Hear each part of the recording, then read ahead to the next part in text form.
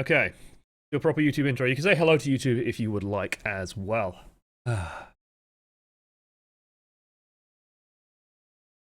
Welcome to Overwatch, and welcome to something a bit different. You're looking at my lovely desktop behind me at the moment. We're going to be doing some pro-level VoD reviews, but I thought it was a nice way to ease us into this new series. We're going to be looking at World Cup games, because the World Cup's a little bit different. A little bit different in terms of how it actually works and how it actually operates, compared to like normal tournaments. In normal tournaments, the teams, you have these very set teams that are practicing 8 hours a day and big scrim blocks and whatever, playing day in, day out with normally like 1 day off tops, playing Overwatch all the time, drilling strategy, all that kind of stuff. All that kind of goes out the fucking window in the World Cup. All of that kind of just goes out the window, because these teams aren't, of course, pre-made teams. They're usually just sort of hobbled together and pieced together from several other teams, unless, of course, you are France or in mostly Sweden. And a couple of other teams as well. Australia, for example, showing the strength of being a unified team. Japan, I'm not certain on. I know very little about any scene outside of Korea, and even my knowledge on the Korean scene isn't the greatest. But Japan was so-so. Italy is also another weird one. And the Italian scene is very close. Italian teams tend to be very unified and sort of play pretty much purely with Italians, so the Italian scene was somewhat unified. But we're going to be talking about Spain. Why Spain? Why are we focusing on Spain? Well, the first thing is, first reason we're going to be talking about Spain is because Spain's first game, Spain versus Japan, was very, very telling of some of Spain's issues in the World Cup, and some of the issues that teams can run into, and even some of the issues that can sort of be pulled into your games in competitive and ranked. There's also just some interesting things that sort of happened in there, and I was going to talk about that first, and then of course Scrim Central happened, and I was just exhausted, so then we had to postpone it a day, and then I did coaching the many, so we had to postpone it another day. So instead we're just going to keep on rolling through. I've already did the spoiler alert. Yeah, if you aren't aware, there's going to be spoilers here. Hey, Despodox for the 7 months. We've almost got a stream, baby. Another stream, baby. We've got a lot of long-term subs. Thank you guys so much for sticking around. It is massively appreciated. So Spain were an interesting team. They did sort of change some stuff up and sort of make stuff happen. Scores are too similar between the groups. Yeah, it's kind of weird. And also, this was not the result people expected. This was definitely not the result people expected. Finland with a really poor showing. Really poor showing out of Finland. Finland were probably the favourites in this group, to be honest. And 6-6. Ain't good. Japan sort of upset everyone and upset the entire balance. If I had to call this before, I would say Finland first, Spain second, and then probably Japan third, Vietnam fourth. Why Japan third? Because Japan don't have a PC gaming scene. In Japan, culturally, PC gaming is for watching porn and stuff. It's porn VR game, or not VR games, visual novel games, VNs, stuff like that. That's literally what the culture in Japan is. You play games on the arcades, or you play games on consoles in Japan. If you play games on PC, you say, I'm a PC gamer, it's like porn and shit like that, cheaply made, stupid stuff that you have a body pillow with you. That's literally the culture there. PC gaming has no hold in Japan, so to see them come out and just dominate a goddamn group was pretty amazing. Was actually pretty amazing. It was really good to see. Otherwise, this group, I honestly did not expect Italy to round at the bottom. I at least expected them to get third, maybe second. Australia came out strong. When I heard that Australia were a unified team, they were just a full Australian team. It didn't surprise me too much to see them do really well. And then Sweden, they were expected to have clean sheets in this group. Misfits with Chips Harjan on board should do extremely well. Sweden, extremely strong esports nation, looked a bit vulnerable in my eyes. That Sweden's its own monster. Right, we're going to get started then on the first game, and it should be good. We're going to try and blitz through these relatively quickly as well, because I only have so much time in the world, and you only have so much time in the world to watch this, so let's get rolling. I think this is where I have the first game. Yes, I do. And so I'm going to bring it up here. I need to move Twitch chat. Let's mute this, as much as I love to hear Dora Monte Cristo. Bye, Twitch chat. Woo! There they go. As much as I love to hear Dora Monte Cristo. Audio, I can't play it too much. So what are we seeing out of either of these teams? Not too much that are unusual at the moment. I mean, Japan played the first things first, let's highlight the playstyles of the two teams. Okay, Japan was unexpected. No one really knew what to expect out of Japan. Can the UI on this go away, please? I don't want to see the fucking overlay. Can I hide the UI? No, fuck off. whatever. No one expected Japan to look as strong as they did. No one expected Japan to play like they did. They play an unusual style, which is basically they don't play similar to how the Europeans and Americans play at the very least. They play this very, very aggressive gameplay where they'll just fucking go on people. And when you aren't prepared for that, it's pretty shocking when it does happen. I wish the VoDs were on YouTube, but they're not. They're only on Twitch. So first things first, let's highlight team comp as well. When you are playing on King's Row first point, if you're running a team comp like this, the goal is actually pretty simple. So if you think of King's Row, if you think about the schematic, like if I just draw, like you have the choke here, okay, then you have like the alleyway, goes up, sort of around back here, you have the high ground back here, statues here, points over here, hotel over here, okay? It's just quick schematic. If you're playing a comp like this, if I can just get my eraser and clean that off. If you're playing a comp like this one, you're definitely looking to set up Soldier 76 up here and just sort of poke out the team on the point. So you can see that Japan are going to be holding mostly down here. They have even the Anna super far back, and they're just going to try and hold them like in this position here. Try not to get poked out by the Soldier 76. Soldier 76 is going to take the high ground, then they might decide to try and either rotate, try and take, like Soldier could try and take up here, or you could just take pretty much where the camera's hovering over and just fire down and cover the point. Then they move on the point, take the point, pushing them out of this area. So that's Spain's goal at the moment. But there's going to be a little bit of a wrench in the plans as we do start rolling forward. Oh. So, this is the first time we've seen the teams going, and first things first, also I want to point out, Harry Hook is playing Diva. Harry Hook is actually, in my eyes, probably the best player on that team. I think Harry Hook and Toxican had a really strong showing. And it's very, very important for them to do this. Like, one thing I don't like on what I'm seeing here is that Bromas is just, like, they're all just shooting into the Diva defense matrix. So, like, this, to me, is just a complete no-pressure play, where they're all moving, and they're all just coming in, standing on the low ground, and shooting in the same position. There's actually nothing happening here because Diva's just eating it all. They're trying to poke out the Tracer. This is the unexpected part though, where Japan just see something, they get something, maybe a disc order went on the right target, and they just went, we're going. And honestly, it's like the team's positioning. They're running the Soldier 76 comp. They have an advantage because the enemy team, like, how are they going to counter poke a Soldier 76 on the high ground? They can't, because they have Tracer, they have Genji, they have you can't outpoke the Soldier. And if they just had everyone standing on the high ground and just shooting down, they'd be completely fucking fine. The fact that they're all on the low ground even means that tracing can get in super easy. And then it's no wonder that Japan did this. They just bided their time. They don't even have a Zenyatta, but they just spotted, oh, this guy's stuck in the back corner here and he's vulnerable. We're just going to dive the shit out of him. Netsuno goes down instantly. Losing the Zenyatta, absolutely huge, and then everyone just starts dying because they all just get forced into a corner. I imagine Teo probably just went behind them. Teo, by the way, is probably, like, AKTM stole the show a bit. Teo was fucking insane on Spain. Teo looked really good. He's just constantly busy, constantly active, constantly getting shit done. So I can't praise Teo enough in this series. Romas just being a bit annoying, honestly. Fair enough. He should be trying to build up a pulse bomb. Bit of a dodgy recall. Now he has to be careful. Now he's sort of back in the same situation where he's just shooting from the front. This, to me, isn't Tracer gameplay. Now he's playing Tracer. Now he's doing Tracer things. But you can see Japan's just done it again. They've poked out the Lucio and just gone straight in. They're not using this Soldier 76 at all. And, like, the bomb's going to be fucking meaningless because they have an Anna. So who gives a shit about the pulse bomb at that point? Like, pulse bombing a tank that no one's focusing on. Pulse bombing a Diva that nobody's focusing on. They don't give a shit. Nano Boost goes onto the Diva. I don't know whether that was just intentional or not. Seems a bit wasteful for me. They did manage to bend back enough and peel back enough just to hide around the back of the point. They will hold on. And then they'll manage to move and retake the point. And honestly, they kind of lucked out a little bit here. Part of me wonders if it's, you know, the Nano Boost on the Diva just is a complete fuck up. Because they go in, they're going to kill the Lucio. The Winston gets caught out. AKTM scoots up a kill, and then Toxican just starts killing. And honestly, I think at this point, their healing is just too high. Like, the peel is just too good in terms of just pulling back here, standing on a healing field, and keeping everyone up. And because the Winston jumped in, but Diva had to pull back and get healed up, that might have bought them enough. So the Discord from Neptuno could get the Winston down. And then Toxican springs back, because Toxican's a fucking beast. Toxican was pretty good, not gonna lie. Quick slap of coffee. Then they managed to take the point. Haven't used too much fuss, haven't used too many ultimates. Did manage to get Nano Boost out of the enemy team. What they should be scared of is this, the re-engage.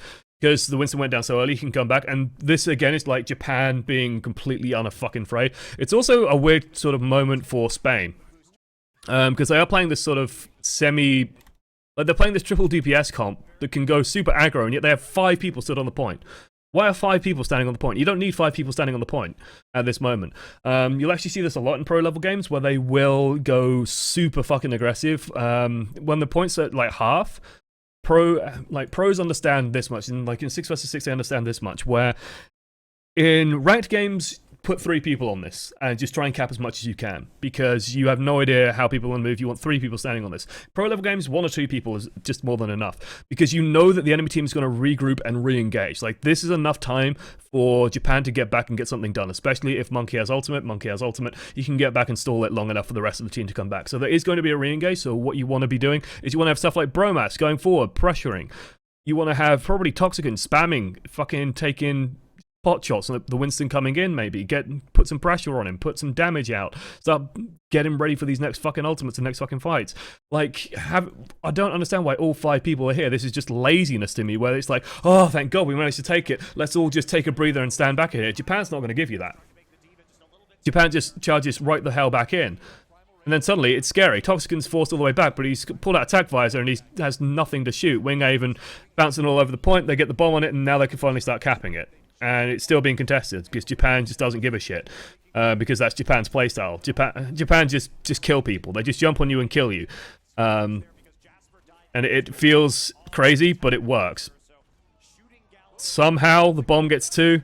They're still stalling. Like, this is still fucking.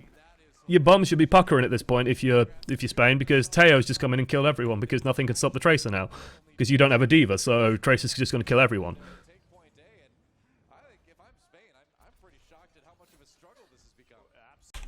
And Doa just said it best. If I'm Spain, I'm shocked at how much of a struggle this has become. And I think this is where mentality will start coming into things. Like, this...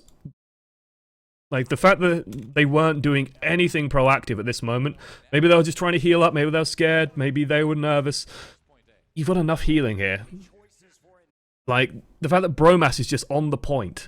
I don't understand that. And this is part of why I don't rate Bromas super highly as a Tracer. Bromas, for those of you who aren't aware, has been a very, very long time player. Used to play like in the old Dignitas roster back when Dignitas were a thing. Dignitas were pretty good.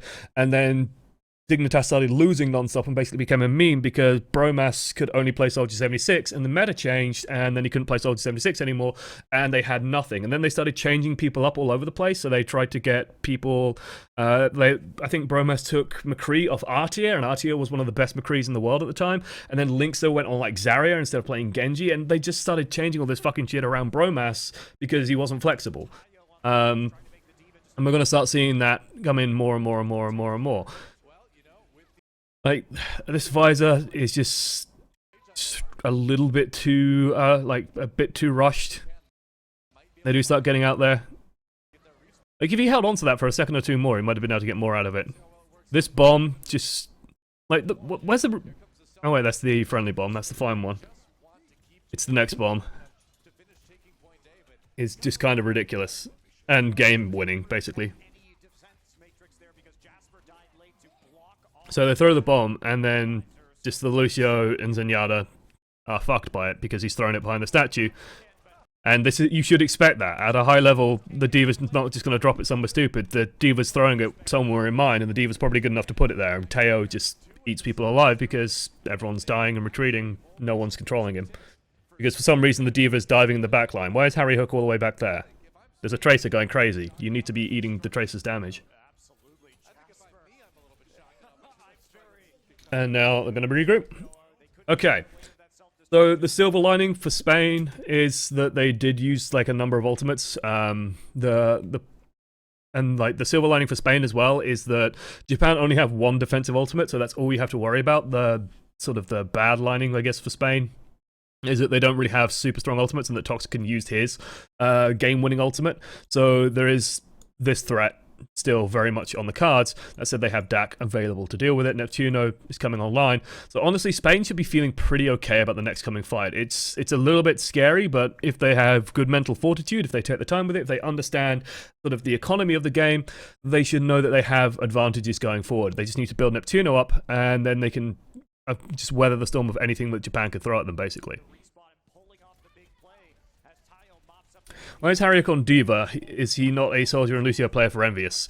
Harry Hook's on Diva because Spain probably had no one else who wanted to play Diva or could play Diva. Which is silly, because as we'll learn, Harry Hook Soldier is actually really fucking important. Spain go forward, they use a sound barrier, and they lose. I've gone back way too early, way too far. So, right. Oh, this is them losing point A. So I'm going to use Twitch's controls as well. Ooh. So there's the bomb, there's Teo killing everyone. Alt economy.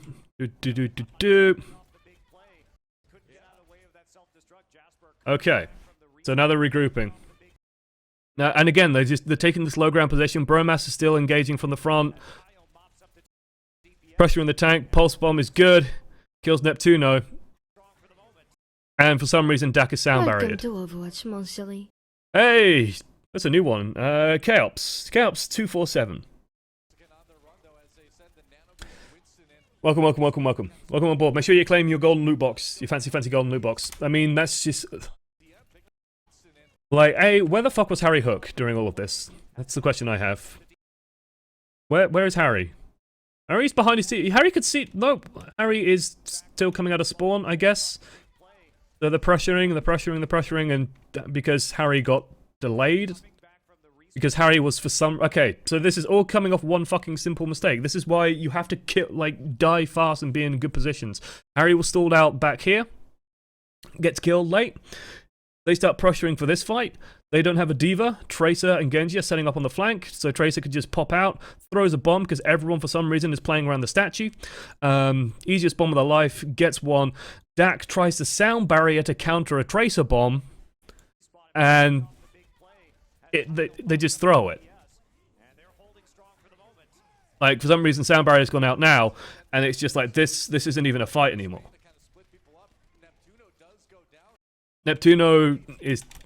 sorry, Winghaven is somewhere. Neptuno's just been blown up. Just try and find where Winghaven is. I think Winghaven is all the way over here. So they've decided to engage on the enemy team getting a pick. And this is, to me, part of the downfall of Spain. There's a YouTube vid of the match, okay. You see okay as long as I keep the mouse on the screen. So what is the downfall of Spain? Like, why did Spain have such a hard time against Japan? I think they went into the game extremely confident because they knew they were the favorites. And they knew that they had, like, you know, Japan don't have a huge FPS scene, so it's, ha ha ha, it's Japan. And then they just start getting smashed to pieces. And it sounds like a cliche, like a terrible, terrible cliche. But the Spanish, the Italians are also the same.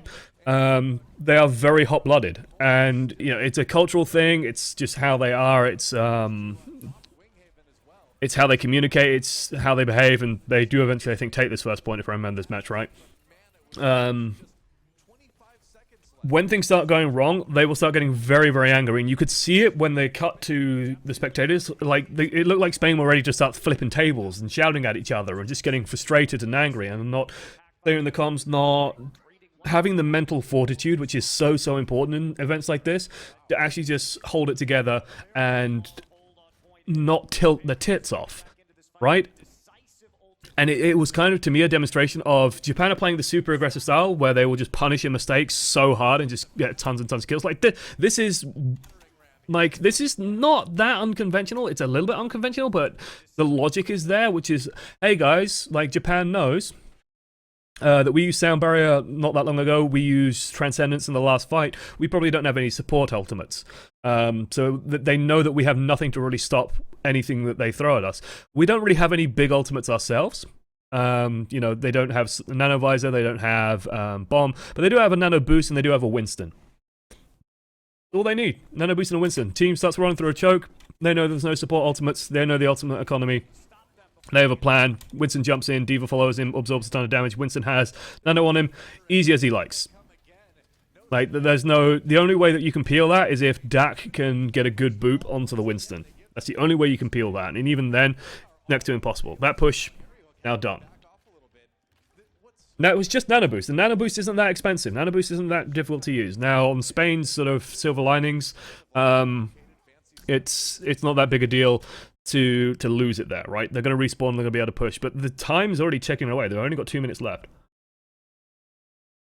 So they have to be a little bit careful they don't get too stalled out here. So what do? They fall back on the choke, start poking outwards. D.Va just keeps on zoning. Bit of a Hail Mary bomb, in my opinion. Poke the tanks out, now start getting advantage. I don't like the D.Va bomb there. Though AKTM managing to get value off it at the very least, managed to find someone. Again, Bromas... Like, Bromas and Soldier, just... Why is Tracer and Soldier standing on top of each other? It's like D.Va's getting so much value throughout all of this. They do eventually sort of weather the storm. Again, I think Japan overextended a bit here. This is where that relentless aggression can be punished a bit, but they still played for quite a bit of time. Again, I don't agree with the D.Va ult. I didn't like that D.Va ult at all. To me, it was just a bit of a naked D.Va ult. Let's just throw it and see what happens, and hey, you don't get a double kill this time. Spain now should be feeling pretty good. They have so much shit. They know that the enemy team also don't have sound barrier because they used it last fight, I think. Spain should be feeling happy about this one. They have 2 support ultimates in the tank. They can, they only have to worry about attack visor. They just have to make sure that Teo can't get in and get a pick. So Harry Hook should just be watching his supports, covering his supports, and it should be pretty good. On silver lining, so every cloud has a silver lining, Artrak, just to answer the question here. What does silver linings mean? So there's an English idiom, which means every cloud has a silver lining. So every thundercloud has a silver lining, which means even though bad things are happening, there's still some good in it. There's still some good somewhere to be found. And the good here is that, sometimes in Overwatch you will lose a fight, but you will just maintain ultimate advantage, or you have ultimates for the next one. Bromas throws Pulse Bomb, doesn't connect, it happens. Toxicant is, for some reason, tack visoring before there's even a fight.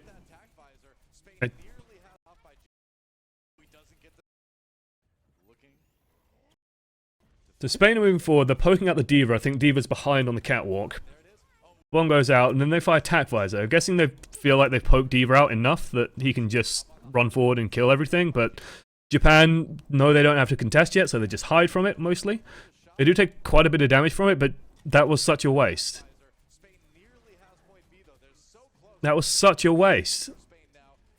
I don't understand that tack visor. This is, like... Toxicant's Genji was fucking superb, I think. Toxicant's Genji was what they needed. Toxicant's Soldier, not impressing me immensely. He is cleaning up now because, like I said before, Japan don't have support ultimates. So they literally had to use Zenyatta and Lucio to win a fight that the enemy team only had Visor and Monkey ult in. Because this tack visor did nothing. Like, they weren't even fighting at this point. They could have just kept poking out, kept shooting. They didn't need to use this. So now they've blown pretty much all their ultimates to take this point. And honestly, if they just held on for like a second or two longer, just patient, just waiting it out, just making sure that they're actually fighting for something that's worth contesting for, they could have probably done that with keeping an ult or two.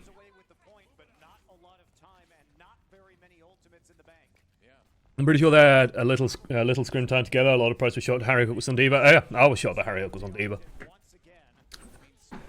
Harry Hook's a good player. Harry Hook's a very good player. But the D.Va problem comes back to bite Spain in the ass because D.Va's so important in the meta. Like, getting D.Va right is insanely vital. And now they're going to start struggling because they spent so many ultimates that they're going to have a hard time just pushing forward. And you can see they have nano boosted, I think, AKTM on the Genji, which was strange because... When did that nano boost go through? So it looks like Japan want to do a counter engage, so the Monkey jumps in, AKTM gets nano boosted. If I had to guess, that should have gone on Yartin. Hey, Darth OW. Making gold level mistakes with their ults. Team. I don't think it's goal level mistakes. Honestly, I think like the mistakes they're making are very small margins, but they're small and important margins that will just bite them in the ass later. I think that nano boost from Japan was intended to go on the Monkey, and I think AKTM just jumped in front of it because there's no way that they intended to do that. Now they have a bit of an opportunity. Tag Visor is just going straight into sound barrier. Jasper's just absorbing it all. No fucking problem. So, okay, so he drops the bomb. And then, oh baby, that tracking. Oh no, oh dearie me. So, Toxicon is looking to set up for a fucking huge ass tac visor here. The bomb drops and then Jasper, like, he tries to shoot Jasper, he misses, and then this is the wages of missing those shots. The sound barrier isn't even needed. Jasper could have just caught that all himself, but the sound barrier is just nice insurance. It is still enough, though, for them to get rid of the Diva. Bromas starting to actually come online here, but they're still getting forced back off the point, and Japan's reinforcements will be coming in faster. Toxicon playing very aggressively, still getting some results because Japan has no tanks at the moment. And so Toxicon can get away with it. I'd say this is individual skill starting to shine through. Like, Bromas can be more aggressive than this. I don't understand why Bromas isn't just abusing the shit out of this harder. He said he's scared. He looks scared. Now, he's setting up basically to get Pulse Bomb and try and get onto the back of the enemy. Whiffs an important stick. Now Jasper's gone and isolated him. He's not going to be doing much more in this fight, so he has to back out. Recalls. Isn't in position to get a one-click. Neptuno is forced to ult on point. AKTM right now must be licking his lips, although Dark is going to be ready for it, so this is not too bad for Spain. Looks like they're going to complete at this point, I would say. They have to use Sound Barrier. There's a nano-boosted Winston. It's been effective so far. AKTM's gone in too early with a Dragon Blade. Does manage to get onto the Lucio. Teo comes fucking huge with a Pulse Bomb. Not something you can count on, but Teo is a fucking god. Teo, like, I hope that Teo gets picked up on a big team, because Teo looked good in this tournament. Like, everyone was sucking off AKGM because he had an explosive play on McCree, and McCree looks really good when he's doing well, but Teo was just so consistently good. And now this is fucking scary for Spain, because they've just used 2 defensive ultimates and then everyone died, and that's not what you want. And Japan used their 1, but because Claire is healing so much, she's going to have it back in no time at all. Someone has to jump on the payload. The 2 tanks zoning this out. Force attack visor literally into a Diva. There's not much you can do about that. Bromas gets a good Pulse Bomb. That's actually really, really good for his team because, again, getting rid of that Lucio will deny the sound barrier that could be coming online very soon. The Diva Bomb on the point will clear it, and that will let them push towards the end. So they do complete, but it's an overtime, which is not what Spain want. And this is not what Spain were expecting. And you can see that they're trying to build a little bit of team morale back. Because I imagine that they're probably feeling a bit rattled right now. Like, this is the first time we saw Japan play, and Japan looked good. Japan looked good against Spain, and Spain were meant to be one of the favourites of the group. Sweden was probably the favourite of the group, but Finland was probably the favourite of the group, rather. That Spain should have been strong. Like, everyone was expecting Spain to do well. They have a lot of star power on the team. I'm actually going to swap over to the YouTube VoD that Gohan linked a second or 2 ago. Thank you, Darth OW, by the way, for the sub. Is this YouTube VoD? Is this just a rip? Yeah, it is. This is just a... Oh, the quality on that is worse. The quality on that is too bad. Because that's just a Twitch VoD rip. By the way, YouTube, if you have... Like, I'm trying to come up with a catchy name, because Coaching the Many is such a good name. We need a name for the pro VoD reviews. I've heard, like, Proaching the Many. Probing the Many. Probing the Many is pretty good, especially because I have a probed emote. Go back here. Okay. Let's see Japan's attack. The British intolerance towards Omnics. I will say, like, Monty and coaching the few. No, roasting the pros, watching the few. Okay, let's talk about this defense. Let's talk about the defensive lineup. They're running a Sombra. Neptuno's on the Sombra. They have otherwise mono support.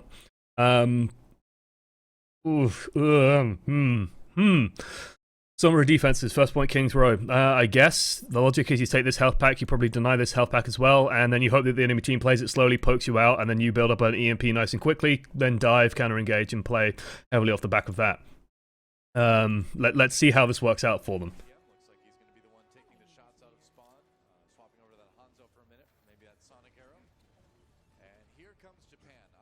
Oh.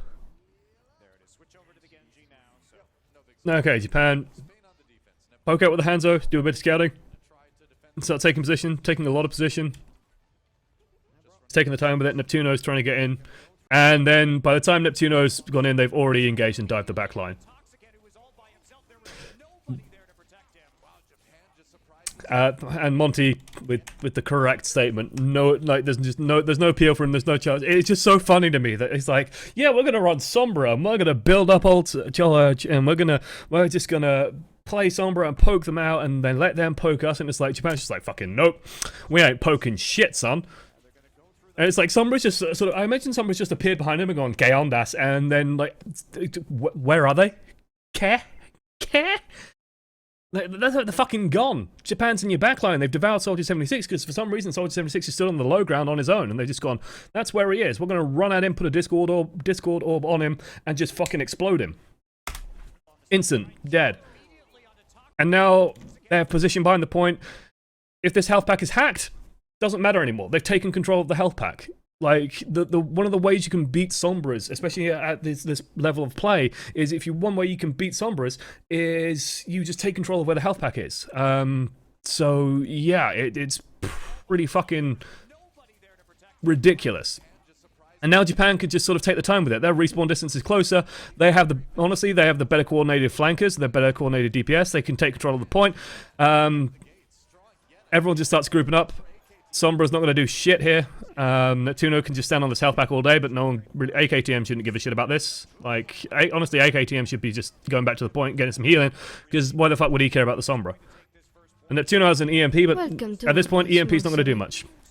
Oh god, Somebody Buckle. once told me the world is gonna roll me. I ain't the sharpest tool God. in the shed. She was looking kind of dumb with her finger Finger and and her a thumb in thumb the shape of in an the L shape on her forehead. Feels bad, man. Oh my love. In the shape of an L on her forehead. Yep. Thank you, Buckle. Much love, my man. Hopefully things are going well for you. Much love for Buckle. Definitely gonna make sure you're following Buckle or subbing to Buckle if you can as well. He's a good bloke. He's a good Northern Irish lad. Okay, Teo, biding his time, and like, this is panic time for Spain, and this is where like decision making becomes so important because they have an EMP. But honestly, at this point, like, EMP is very, very good if you just got to keep bouncing team fights and you have spawn advantage and you can just keep bouncing team fight. Like, that's where EMP is really fucking nice. EMP is not fucking nice if the enemy team has spawn advantage and you're engaging into them, which you kind of will be at this point. You're going to jump in, you're going to EMP, and then Japan are going to back up, or Japan are just going to lose the fight instantly and go, okay, we'll just respawn and come back and kill you when you don't have EMP because we did 0 damage. Like, it's left them in a really awkward position here. Like, Teo's even playing super, super careful at this point. EMP goes in, Japan just peel back, they don't have to really care. Teo goes down, Bromes gets a kill off a bomb. They've even used Transcendence. Oh no, that's a defensive Transcendence, that's actually a big result. That's actually a very, very big result. I think Monty's even pointing it out that they should have just let that fight go. Like, the fact that 2 people died to a bomb and someone died even earlier, like, they should not be using these ultimates. This is Japan making mistakes. Let the EMP go through, you let Bromas throw the pulse bomb, and you just die back out as fast as you can, because they're going to come back, and they're going to come back with all of these ultimates online. Oh, it looks like he wanted to swap anyway. So I'm guessing that's actually very strange. I'm guessing Japan thought, like, because Yoza swapped onto the Ana, so maybe they just wanted to swap on the Ana, but maybe they're also assuming that Spain are just going to keep on the Sombra, in which case I could understand swapping onto the Ana. But honestly, they should be expecting Spain to swap off here. I've never heard of Kings Road second point holding onto Sombra. This is where, like, Japan could just do what they want. Even singling out the Soldier 76 because they know that Toxican probably has an ult, so they can just jump on Soldier, make sure your Soldier's life is in misery. They use EMP, doesn't really matter, everyone's already used shit. Jasper scoots up another double kill with the bunny bomb. And that's just huge ultimate advantage, plus good target focus, like good threat analysis from Japan. Very nicely done by Darton. Because Japan probably knew that Toxican probably has Visor, so if you try and Visor with a Primal Raging Gorilla on you, you can't do shit. You can only shoot the Gorilla, and he's just going to bounce you all over the place, so you can't really do anything. And there we go, Neptuno swapped. Like, there's no way you stick on the Sombra there.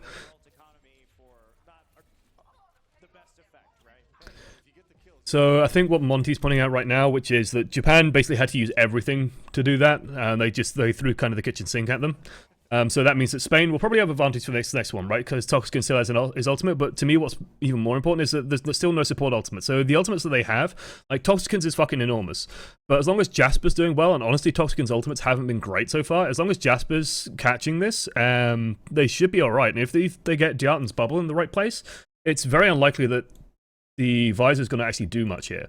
If they had a Dragon Blade on this team, like if Toxican was playing Genji, Harry Hook was playing Soldier, and Bromas was playing Diva, or Bromas was even still on the Tracer, yeah, I would say that, you know, Blade will be huge here, but there's no Genji. They're playing more like Korean, North American style. Seems to be shying away from the Genjis. Gorilla overextends. Spain just falls back. Winghaven's ulted. There you have the Winston ult. That means that Winghaven can no longer be super aggressive. If Winghaven's super aggressive, he can now be punished. Like, Winston ultimates are just very, very safety net-ish. They have nano boosts. They didn't really lose anything. Nothing's really changed in the status of the game. So honestly, Japan should be feeling alright. They're using their time wisely. They're using it well. And then Dahat gets picked off somehow. How did... Nano Winston just goes in. There's no support ultimates on Spain, like I said before. So they managed to build up the Nano. Dat goes down. This should be a relatively easy finish. Toxican, are you going to find an opportunity? AKTM still killing everyone. Sound Barrier comes out from Claire, which is keeping everyone safe. Toxican still hasn't had an opportunity to do anything. Toxican still hasn't done anything. Because he hasn't been able to, because Japan's just shutting him down. And that's it. Toxican's still holding on to an important ultimate that they didn't have a chance to use because there's just no safety net for Spain, because they've been sort of playing on the back foot, because Neptuno has been stuck on Sombra, because all of this shit is just building up and building up and building up and building up and building up, and this is Japan snowballing well, and Spain not reacting appropriately and stopping the bleed after point 1 and going, why do we still have an EMP? Why do we have that? You're going to win the single fight, but then you're going to lose it, if you even win that single fight. And honestly, like, this sort of trading now is honestly good for Japan. So this situation here is actually kind of weird. But if you think about what we've seen out of Spain recently, Japan are probably expecting, like, so what happens after every team fight in a pro-level game is that, well, what should be happening in a pro-level game is that people should be going over what ultimates the enemy team has available, right? They should be trying to count out, okay, did they use this? Is this been used? Okay, these things haven't happened. They haven't seen Transcendence in a while. They haven't seen Sound Barrier in a while. So they know that these two are probably up and alive, right? So the enemy team have their support ultimates in Japan's mind, which they basically do. Meanwhile, Japan had to use Nano Boost in the last fight. They had to use Sound Barrier in the last fight. So Japan need to rebuild their support ultimates. If these two tanks are just fighting up here and they're just damaging each other, but the supports are picking them right back up, who's getting advantage? It's Japan. Like, Japan are getting all the advantages. These tanks don't need to be here right now. It's just strange to me. And it's like, you can't, and you might think, oh, well, they're just trying to contest the ground. They're trying to just contest up here, right? They're trying to take control of the high ground. That's not going to work if the enemy team has a Soldier 76 and a corner to play around with and a payload to hide behind as they push forward. You cannot hold up here on the defense for a long period of time, because the sight line is so huge that all that's going to happen is Japan's going to stand back, Soldier 76 is going to poke you down, and then you're going to have to drop down. Like, you can't stay up there. So this positioning to me just is very, very strange. They need to be just holding further back, trying to regroup, and then getting ready to just bounce onto the enemy team, because they know they don't have the support ultimates. So Spain should be looking for an opportunity to get Toxican to actually do something. Bomb goes in, Winghaven's in position just to stop any aggression. AKTM catches a bomb. Bromas doing a good thing. Doa preparing a shirt line. A line of posters that you can't outrun the bomb that is stuck to you, and honestly, he's not wrong. He's not wrong. Otherwise, Japan disengaged quite nicely. We've got a bomb coming out from that looks like Spain. Toxican has again been focused out by the nanoed monkey. And Sound Barrier comes out too late as well.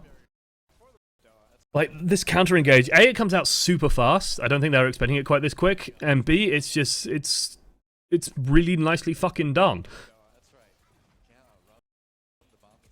Like, Toxicant should not die here. But Nano Boosted Winston dives in and just fucking crushes him. And I'm guessing AKTM must have landed something here. Let's take a look at Toxicant's health bar. Like, that, this is literally all I'm watching right now. Monkey goes in, he's down to about half, gets landed on, and just... he shouldn't die to this.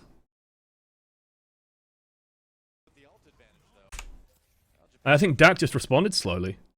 Like, Nano Winston goes in, Harry Hook throws a bomb, but it's going in the other direction, and Winston just fucking lands on Soldier and just kills him. There's no way that that happens before Dak reacts to it. And the beat's just... it's literally a split second too slow. And that's the margin that can lose you the game. Because that's like the ultimate that they've been holding on. Toxicant's still... This is since first fucking point Toxicant's had this ultimate. He hasn't done anything with it. Feels bad, man. AKTM's thrown out a pulse bomb. It looks like they're starting to bounce back, though. They've managed to just fight out on the point. Harry Hook's done a good job. AKTM's peeled back. Still getting kill zone. Teo and AKTM are just fragging out. And now Japan are getting ready to re-engage. And Japan should be feeling pretty good about this re-engage because they have sound barrier built up again. And so Toxicant can't do anything.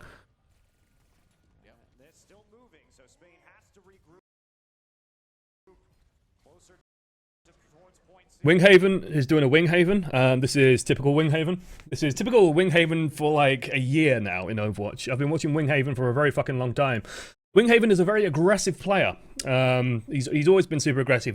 When he was playing Reinhardt, he was probably the most prone to just taking these random ass fucking charges across the map, and sometimes it would be spectacular. Quite often he would just die. And so he jumps out in front of his team and then has to immediately ult. Like, the payload isn't at the end yet, guys. You still have a little bit of time. Like, Bromas is even stalling. Bromas can just stay back here. Bromas can do a rogue. This is something you see quite a lot out of rogue, where rogue will just sit in front of, like, they will stall payloads extremely well. They'll just sit on the payload and constantly make it hard to push. So Bromas is honestly doing okay here. Like, and this again might be Spain panicking. This might be Spain not reacting appropriately, not dividing tasks correctly, because if I had to guess what's happening in the console right now, it's still payload, stop the payload, stop the payload, like a million voices, stop payload, stop payload, stop payload, stop payload, stop payload. And so Bromas has gone on it, installing it, and then that hasn't been called out or hasn't been heard. Winghaven jumps on it and literally jumps in front of the enemy team, deploys this barrier, and then instantly ults. And what does Japan do? They go, oh, and then they peel back. Claire's literally just hit speed, and they've just gone back around the corner. They don't give a shit. And now they're counter-engaging because they're just waiting out Winghaven's ult to finish up, or waiting for Spain to get a bit out of position. Sound barrier comes out. Darton probably didn't get it there. No, he got it. He just got focused and killed. Spoiler alert, if you're playing Winston, there's a Discord orb on you. You're not immortal. That's Darton fucking up a little bit. As they start pushing forward. Was in like a champ. They do get an ult out of it. And again, they still have 2 minutes. So honestly, Japan disengages. This is scary for Japan. You can heal Jasper up, that would be great for them, as long as they don't get demeched. Good. And then Spain just stop attacking. And now Japan should be feeling pretty strong. Because Japan have noticed a pattern probably, which is every time... And again, like, I want to point out, Toxicant still has this ultimate, by the way. He's had it all fucking game. Japan have reliably won on the back of just single nano boosts. There's no support ultimate. Nothing will stop Darton in this next fight. So I can't actually like remember off the top of my head what happens in this next fight. What I'm going to guess happens is Darton gets nanoed, jumps in. Actually, judging by the camera angle right now, I'd say Lucio gets nanoed and then nothing fucking happens. Nope, Darton goes in. Healed up. Darton's now isolated. This is actually not going perfectly. Nano boost goes through. He's already low, has to primal rage. Okay, he's going to put pressure out. AKTM gets a nice kill. Jasper gets another kill with the fucking bunny bomb. Like, Dell is even pointing it out. And Japan just clean up. And now they should have easy riding towards the end. AKTM will probably build up. Oh, hey, Toxicant uses ultimate, by the way. We'll go find that in a second, see what happened with that. AKTM is going to have Visor for the next fight. Maybe he's waiting for Nano Visor? No, he's not waiting for Nano Visor. They've been doing so well with the monkey. So well with the monkey. Or, oh, you mean Toxican's waiting for Nanovisor? Yeah, maybe. There we go, Toxican's used it now. What's in his sights? I think it's literally just the Winstonio and a Diva. He's literally just come out of spawn and pressed Q.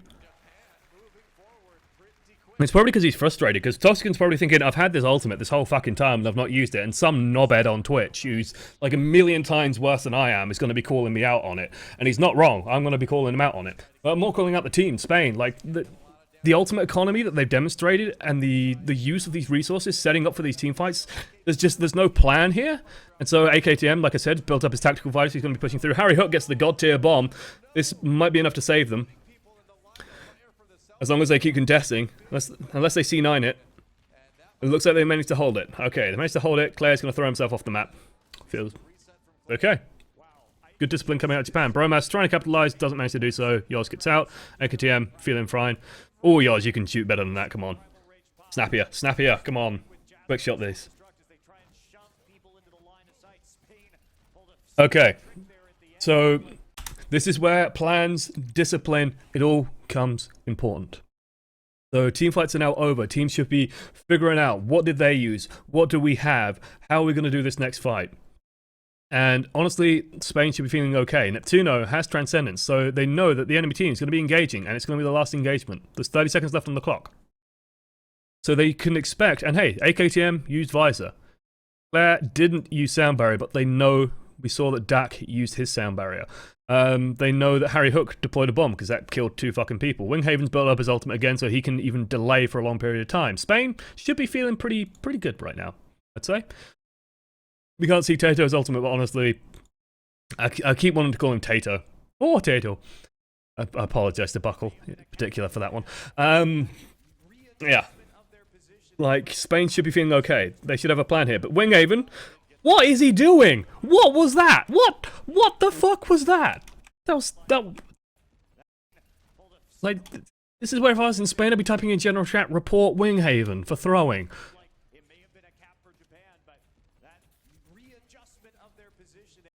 He's just trying to be cute with his positioning, and he gets picked out for it. The jump is garbage. Maybe you thought I would have ult and I'd be able to leap out, but you need that for stalling. What? And so now they've had to use... So the team's just advancing forward. They haven't even used... There's not even an ultimate being used at the moment. They're just pushing forward and poking out the tanks now. Literally no ultimate. What's the ultimates? Hasn't changed on Japan. Neptuno has to ult. So I'm guessing maybe Teo is putting pressure on him, and so he's just forced the ultimate. The Transcendence had to be used, but even right now, Dak is purple because Ana anti-heal is pretty good. There's the nano boost on Winston. Now Winston has free reign to just kill everything. And that's probably going to be the end of that. Winghaven has managed to respawn and rejoin the fight.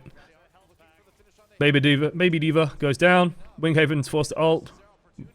Now we have Monkey Battles on point. Another beautiful bomb coming up from Jasper. Doing a little bit of zoning. Both teams in overtime. As tense as you'd like, but this is, again, when morale will start playing a big role. Because Spain, like, on paper, if you took this to every fucking analyst in the scene, except maybe if someone was very well educated in the Pacific scene, they would say Spain. There's just no doubt, Spain. Spain every time. Sound barrier gets used, but there's only 2 people on the point, and one of them is a baby diva. I think, no, one of them is Tracer. Obviously going to try and come out on the Bastion, but Japan aren't stupid. They're just going to hide and just kill him. And you can see Japan look jubilant. Jubilant? Oh, the one Japanese fan. These guys don't look quite so happy. Morale is important in Overwatch, and there's a lot of teams out there. There's a lot of teams out there that do rely very heavily on, like, morale, mentality, momentum. They use, just like, it's a matter of will, and a matter of willpower. And, like, they know that they're on a global stage. People are watching them. People are watching these games in a big fucking way. And so it's... There's a lot of pressure. There's a lot of pressure. And if you are one of these teams that is very momentum-based, like... you've got to just find that resolve and practice that resolve. You know, Team GB, for example, in relatively recent scrims until recently, went about 19-0 wins to losses. Like, we were winning just map after map after map after map, and literally, like, me and Styloso are chatting away in the back, and it's like, yeah, you know, now we're getting more and more scrims as certain teams coming back from traveling and stuff like that. We're getting different scrims, and you know, now we're not winning everything anymore. And Morinus is saying it's good. It's good for the team because we shouldn't be winning everything. We shouldn't just scrim people that we're going to beat. We should be taking these losses and then learning how to deal with these losses in a safe environment. Seeing how people react to the losses and then building up off the back of it is good for us. Again, Spain playing the Soldier 76 style. So I just want to call this like Korean style, but honestly, this point is also very North American. Just to run the Soldier, and they're running it in a, like, they're playing this style, this non-European style, in a European way, where it's like you have the Soldier 76 on the low ground for some reason. So Teo now is infinitely more effective because he can flank, he can poke around, he has all the angles to approach from, he can do whatever he likes. And they're just sort of stood in the middle here trying to outpoke a team that can just flex back against them while poking them back, getting Tracer in position, trying to get these quick kills. You see Teo just pick them apart. Teo gets the kill. Harry Hook's now forced to turn around, can't defense matrix his entire team, anti-heal grenades landed on him, they're now just focusing down the Diva mech. Cornered them, killed them. This is literally off the back of positioning, in my mind. This is all positioning. This is not being on the high ground where you need to be if you're running this team comp, and as such, you can't cover all the angles. You are vulnerable to the Tracer that you don't need to be vulnerable to. And now you're going to get wrecked. Japan win the first team fight decisively. They have way more ultimate advantage. Japan should know at this point, okay, we just play this slow, build up a couple of ults, and we win. Winghaven leaps into the back line. He's literally on his own right now. Oh no, it looks like Bromas might be with him. He does have Bromas with him. Okay, so they jumped on the back line. They're completely failing on killing the supports, and no one stood on the point. So this is an actual C9. So yeah, Harry Hooks had to peel back to chase Teo to try and block the damage. They're again just getting caught in this fountain for some reason. Nano Boost is coming out as well, so honestly, even if they didn't C9 it, I reckon this Nano Boost would have cleaned up regardless. The dive back here just doesn't have enough oomph on it because you're trying to dive Anna Lucio, and they've just put a heal grenade down, and now they're just running away. So Claire and Yoz are completely fine. It's literally, it's a team comp issue, it's a positioning issue, and it's like they're playing this team comp in a way that they don't know how to play it. And that's ridiculous. That is ridiculous for this level of play. Which is a sign that maybe Spain didn't scrim enough. Maybe Spain didn't find time to scrim. I don't know. They didn't go over tactics, didn't go over strats. This was frustrating to watch. C9, C9, C9, C9, C9. Yeah, exactly. C9. Like, literally C9. It's again, purely off the positioning. Purely off just people not doing the right things at the right times with the team comp that they're playing. Okay, defensive team comp once more. Not running the Sombra this time. Good. Thank fuck for that. Yeah, pretty much like North American comp again. Meanwhile, Japan playing super aggro dive. Or, yeah, slightly more Korean style, I guess. The European style. European Genji dive. So if they go through, like, so they're talking about tactics as, you know, casters you generally just refer to whatever they did the first time around, and we saw Japan just go straight through. That's going to be a little bit harder to work this time just because Neptuno should be more useful, basically. If they try that dive again, they should just be able to get a Discord orb onto someone and just blow them up. The team has to play more around Toxicon. I'd also like to see in this panning shot where Toxicon's standing, if he's still on the low ground, or if he is actually on the high ground. Like, if he's up in the balconies. I think he's actually on the low ground, though, judging from what we're seeing. He's just standing by the point. I think Diarton's going to have a good time with this one. And they're probably just going to dive straight into them. Bromas is actually poking from a flank, which is nice. AKTM and Teo setting up.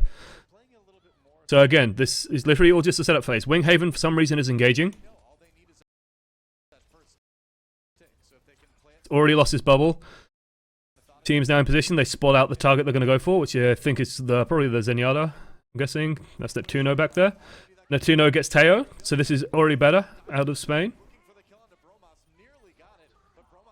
Jasper gets demacked. This is looking okay for Spain. Bromas goes down, but that's fine at this point. He can come back very quickly. Spain looking okay. So now Soldier 76's damage should be taking over. They should just be able to clean up, and Spain should be able to hold on to this. Teo, though, is a fucking god.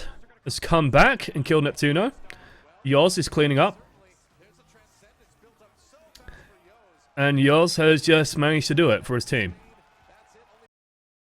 Because the cleanup was slow. That's ridiculous.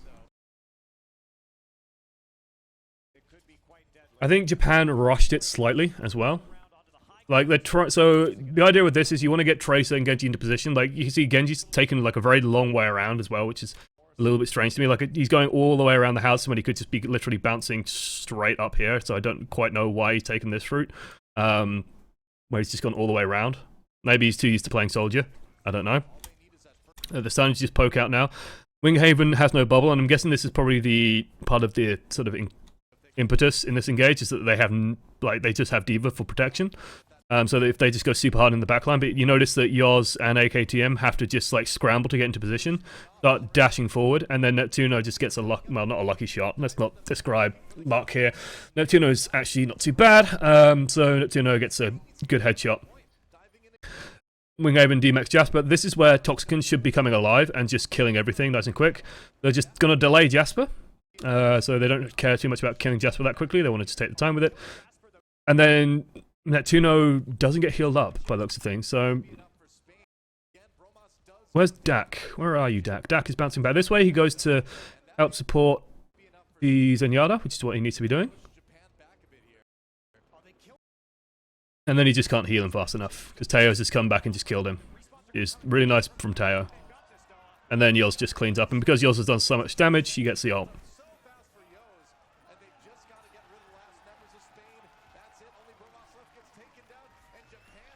And Japan take the first map. And this is where people go, huh, Japan are actually pretty good.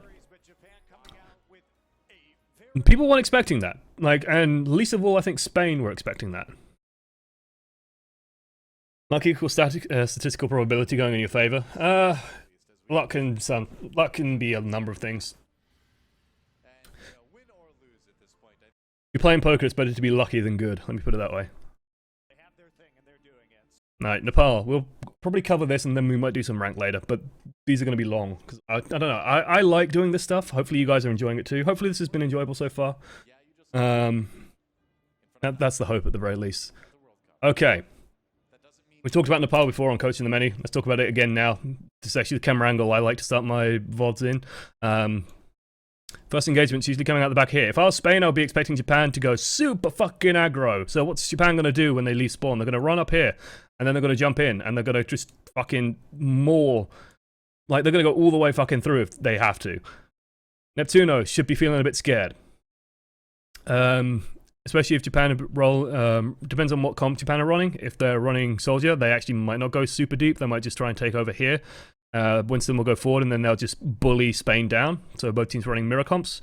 Japan, honestly, Japan and Spain want to run pretty much the same strategy.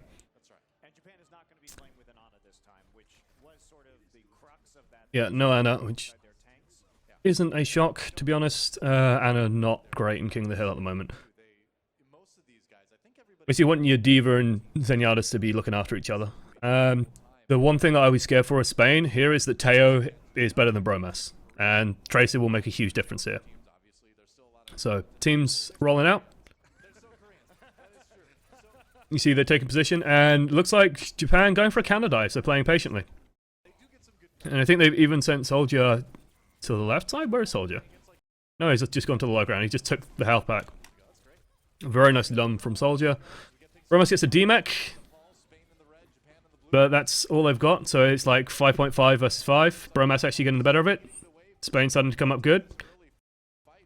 Jasper gets rid of the mech with his remech suit though, so somehow Jasper's been allowed to remech. And then that's probably all she wrote right now. As AKTM's going to clean up. Because AKTM is a better Soldier than Toxicant.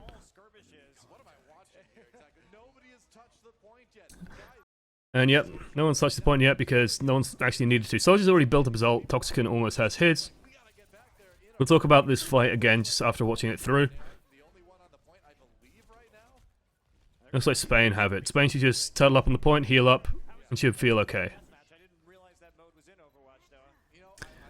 Good pulse bomb from Teo, just fishing, basically, anticipating. Early sound barrier from Spain. Japan trying to turn this. That's honestly very interesting to me from Japan. Winghaven whiffs the kill, but Spain should just clean up here. Honestly, Japan probably should have just given that fight. And just bounce back into it. Like, they're contesting, they should just keep contesting, they should just fish out all of these ultimates from Spain. Like, Spain are just throwing everything at them at the moment. No, Japan have thrown everything at Spain, so it's fine. And it's still being contested. What the fuck is this fight? Okay, the fight's finally over after God knows how long. Let's look at the first moments of these fights, though, because this is important stuff.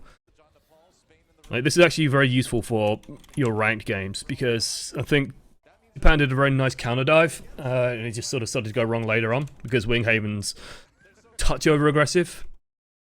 Winghaven dives in, Harry Hook goes and protects him. Winghaven, completely isolated and surrounded. Soldier 76 has either run this pathway or he's just dropped down here, picked up the health pack, because AKTM realizes... Where is AKTM?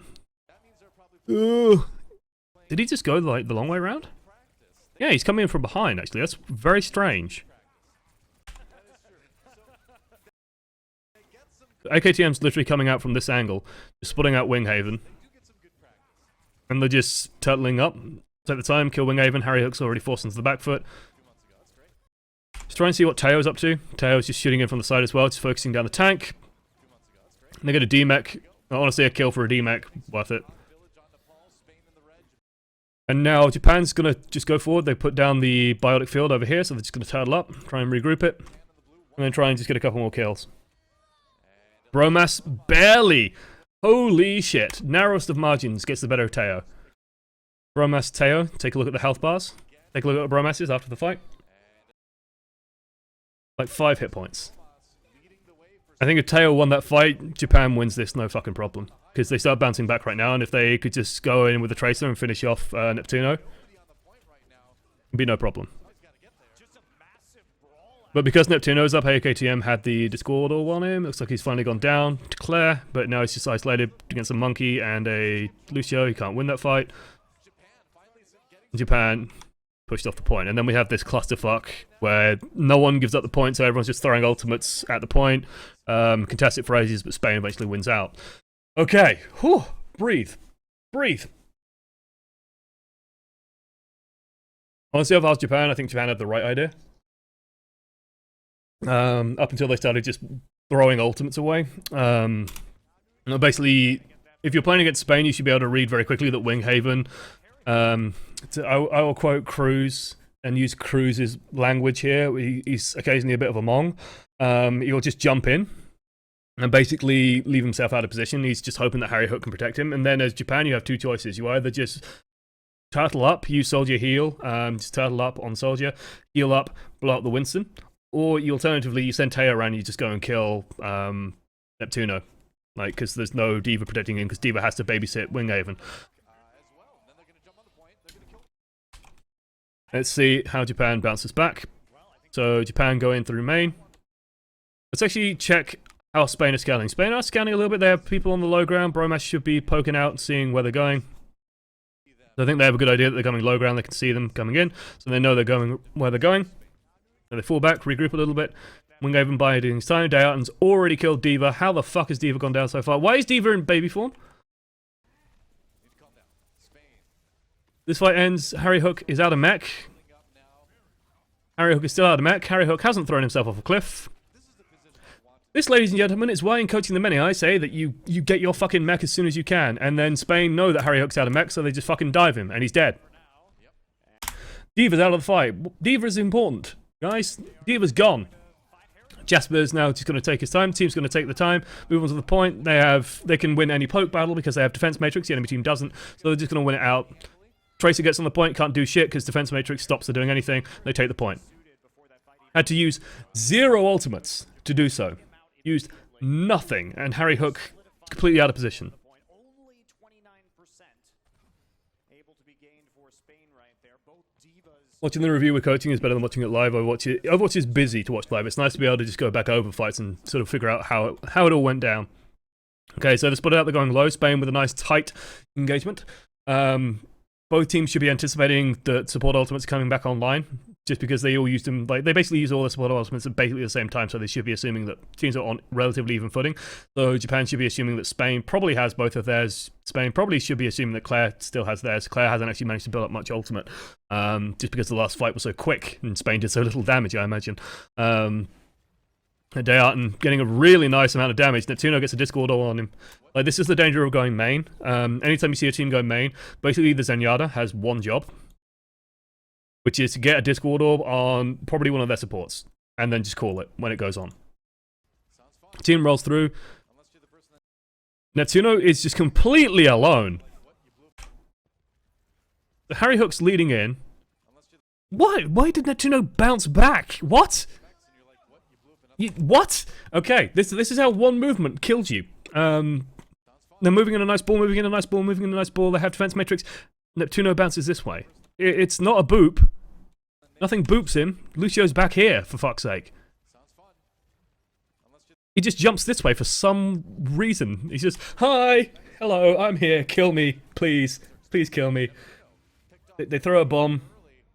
It doesn't matter at this point. They're down to support. They don't even have defense matrix anymore because they threw pulse bomb for some fucking reason. Good game. No re. One mistake. One mistake from the Zenyatta. This is why Zenyatta is so fucking important in high-level play. Got scared of something? No, he shouldn't be scared of anything. There's nothing to be scared of. He's got the Winston bubble available to him. He's with his Lucio. He has defense matrix in front of him. He should not be jumping away. There is no reason to do that, and that one mistake completely isolated him from his team. There's no way that Harry Hook can defend him anymore from any damage coming in, because Harry Hook's not expecting him to run away from the D.Va. He just isolated himself. Now, like, this fight, literally a repeat of the previous one. Assume the enemy team has all their ultimates. Japan know that they don't have bomb. So Jesper knows that he has sort of an advantage with that. Japan could be, like, Teo's literally just waiting for the push to come in. So they've scouted, clearly. So yeah, some reason Spain are even poking. This is bad. In my mind, this is actually really, really bad. Poking on Nepal is terrible, especially with Zenyatta. Why is it so terrible? A, Zen doesn't need to build up ultimate. B, you are... Like, this is signaling to Japan, we are pushing here, we are pushing here, we are pushing here, we are pushing here. Spain have done Japan's job for them. Spain have announced we are coming this way again, because there's with Tracer or with Genji, you can conceivably bounce down here, poke a little bit, and then just really quickly bounce back up and come with the rest of your team, or even come through mid. Like, that's super easy for Genji. For Zenyatta, what the fuck's he gonna do? He can't move back up here. He can't do anything like that. So he's just stuck. And so this is just completely announcing to Japan, hey, we're coming through here again, guys. This means that Teo blinks over here. Teo's just going to wait for the push and then blink in from behind. Meanwhile, the rest of his team can put on pressure from this angle. So Harry Hook, who is sort of Teo's only threat here, is going to be putting defense matrix this way. Easy bomb, potentially. Also, it means that when they do push in, Jasper's going to just throw his bomb straight at the team, straight at the doorway. Forces the enemy team into a bit of disarray. So he's just going to literally probably just send the bomb through the door. Monkey goes in, team goes in. Discord orb on Neptuno, because they know what they're doing. Forces out Transcendence. Perfectly fine. Bomb goes into the doorway. Spain move on to the point, but they've had to use their ultimates to get there. Harry Hook chases, gets a bomb on him. Can they finish it? Yes, they can, because Teo is a beast. And now it's just easy for the team. They use sound barrier, confirm it. Easy.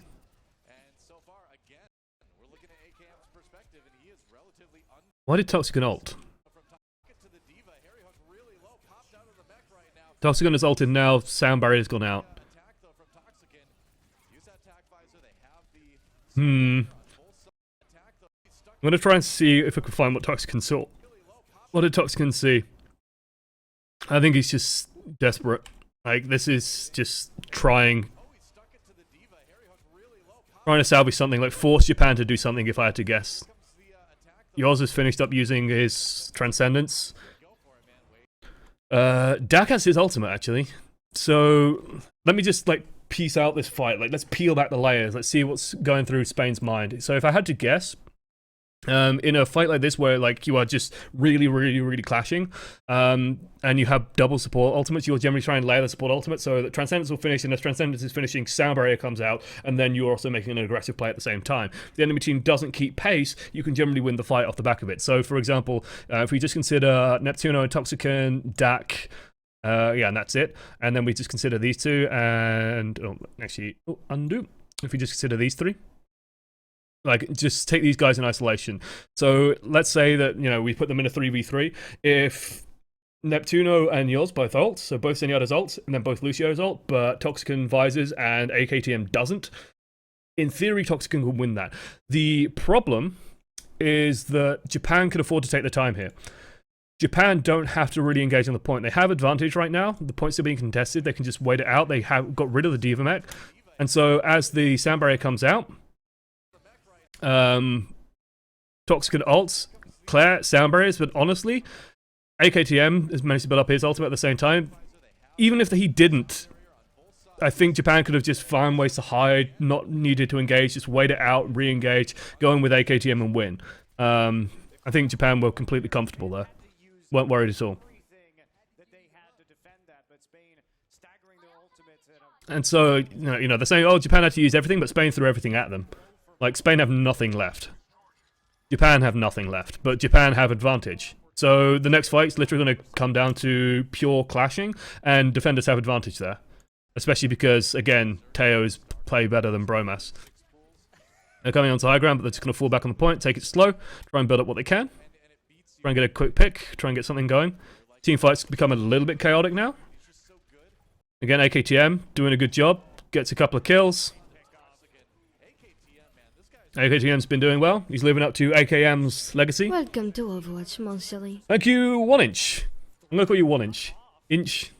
1inch is actually pretty cool as a name. I approve. Welcome to the menu. Make sure you're using that Twitch Prime. Claim your rewards. Worth it. Japan, get the point. It's cool. Like, Japan, they're playing smarter, they're playing better, and they're playing the team comps right. Spain, just a little bit disorganized, a little bit disoriented, and not quite sharp enough, to be honest. Okay. This map.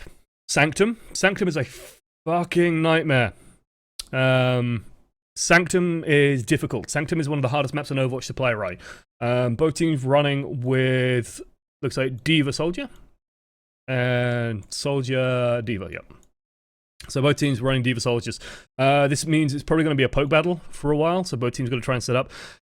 One of the big things that can determine how this map goes, so there's like 2 steps to this map in terms of how it's going to go after the first engagement, which is, if I pause it here, who gets control of this area, like who gets control of pillars, and then who can then follow up their dive better, going actually onto the enemy team. So it all depends on how they can manage that control. Winghaven goes aggressive. He's just going to try and take over pillars. This is not like a full commit. And so now they're just going to take control of this area. Right? That means that Spain can now move into this space and can start poking down. You can see that Japan are falling a little bit further back. And now basically what teams are waiting for is some kind of opportunity. They're waiting for the Zenyatta to get the Discord orb in the right place. They're waiting for some kind of go signal. Looks like Japan is just going to fucking go for it because that's how Japan roll. He's going to push straight in. Teo gets the better of Bromas. No surprise there. Honestly, the 2 traces could be fucking anywhere at this point. Have I spit on my screen? No. Quite often on Sanctum, the 2 traces can just be off to the side fighting. Just doing something somewhere. I'm not quite sure where Bromas is, necessarily. It looks like they're actually out here, so it looks like Teo's even come around the side here and just cleaned him out. See that? That's Teo. This here. So what I think Teo did was actually went around the outside and just caught Bromas off guard. As you can see, there's no trade happening. Teo's on full health, Bromas is on 0. Teo just went in from the outside. That's actually really cute. I actually really like that. Which means that Teo can now come in here. So like all this was just a fucking distraction play. Because now Spain are just like on the back foot. Bromas is down, Toxicant's been focused and killed. Probably poor management of the healing field, if I had to guess. I can't see what quite happened. Kind of feels bad, man. Claire, building up the kill feed. What you like to see out of your Lucios. Who traces fucking anywhere? I'd like to read that fanfic. Oh, If they had just let Spain hang oh. the Mega Time shenanigans. over time Got to be the reason for it, right? a bigger advantage. So they knew they had to move and And this is where it gets difficult for Spain, because pushing into Zenyatta, Lucio, Soldier, Diva is a nightmare. What is Winghaven doing? both DPS focused down very quickly. The fact that Winghaven is alive is honestly a huge failure from Japan. Both DPS still not exactly So I'm looking at Winghaven here, and I'm seeing there's no Discord orb on him.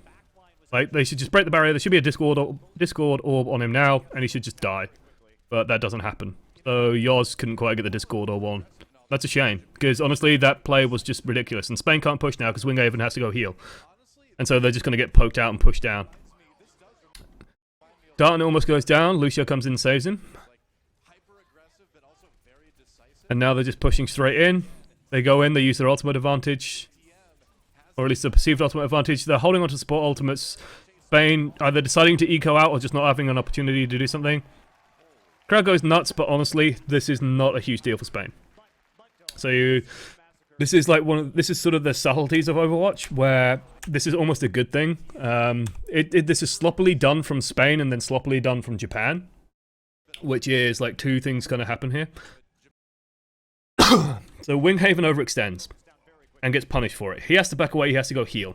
You're running Lucio Zen, you don't heal fast, basically. He has to just go back off, grab the health pack maybe if it's available, then heal up. Japan start putting pressure on. Honestly, Japan should have just put more pressure on now. Instead, they sort of take the time with it and just keep poking, keep poking, keep poking. Winghaven's healing up all this time. And then sort of the opposite starts happening, where Darton, Toxicon gets a good angle on him and starts getting some good damage on him. Almost goes down. Lucio then starts to engage. Sound barrier goes through. And they start pushing in. Spain wisely back out. They can't fight this because they don't have ults available to them. Their ultimates are still coming online. They're all super low. Two ultimates now. Two ultimates get put into it. And this is where Spain just go, okay, die to this. Like, die to Soldier. And honestly, dying to Soldier is the best thing they can do. Well, surviving is fine, but surviving would work, but dying to Soldier is just pretty much the same thing. Why is dying to Soldier so important? Dying to Soldier means that no one else is getting ultimate charge. So if Soldier at 76 is ulting, he will not build ult while he's killing people with his ultimate. So if you're like losing a fight to a Soldier 76 combo, like a nano boosted Soldier, and you're just going to lose cleanly, you just go, okay, die to Soldier. Don't die to anyone else. Don't die to Teo. Don't die to Yoz. After Yoz finishes Transcendence, if Yoz gets a fucking bunch of cleanup kills, then he's going to be on like 30%. If you dodge all of that and then run back to spawn and then die to someone else, you have actually given them ultimate charge. So you can minimize the ult economy shift by just dying to the Soldier 76 as fast as possible. Out of curiosity, how much better are pros than the best ladder players that are famous? Like Stanky, Valkyria, Cody, a lot better. By and large, a lot better. Valkyria, in terms of individual skill, Valkyria's Pharah is really good, really solid, but Valkyria has terrible game sense quite often, or would have terrible game sense in a pro level game. I love the guy, so don't get me wrong. This isn't like a slight on Valkyria, but he is a pop stomper. So when you're looking at 6 versus 6 Overwatch, it's a lot more tactical, it's a lot more about resource management. Like this entire next fight, Spain are going to go in with all 6 ultimates because they have decent resource management. It's just been so slow that Japan have built up a huge advantage. So Japan have spent their resources, but they've spent them nicely and gotten quite a nice fat lead off the back of it. They still have resources in the tank. They can stall even further without too much issue. The fact that they use sound barrier is actually like a huge error. They really didn't need to use sound barrier last fight. I don't know why sound barrier is gone. It shouldn't be. Actually, no, they used sound barrier very early on in the fight. I don't know why they used trance. Yours just got greedy and they just wanted to really force it home, I guess, but they have spent everything to do so. So Spain should take the point in the next fight. Should take the point in the next fight. Japan can stall it out, though. So in terms of, individual skill, Stanky's Lucio is probably one of the best in the world. Probably the best in the world. You might be in the running. But it's... they don't need sound barrier here. They don't need trance here, even. Sorry.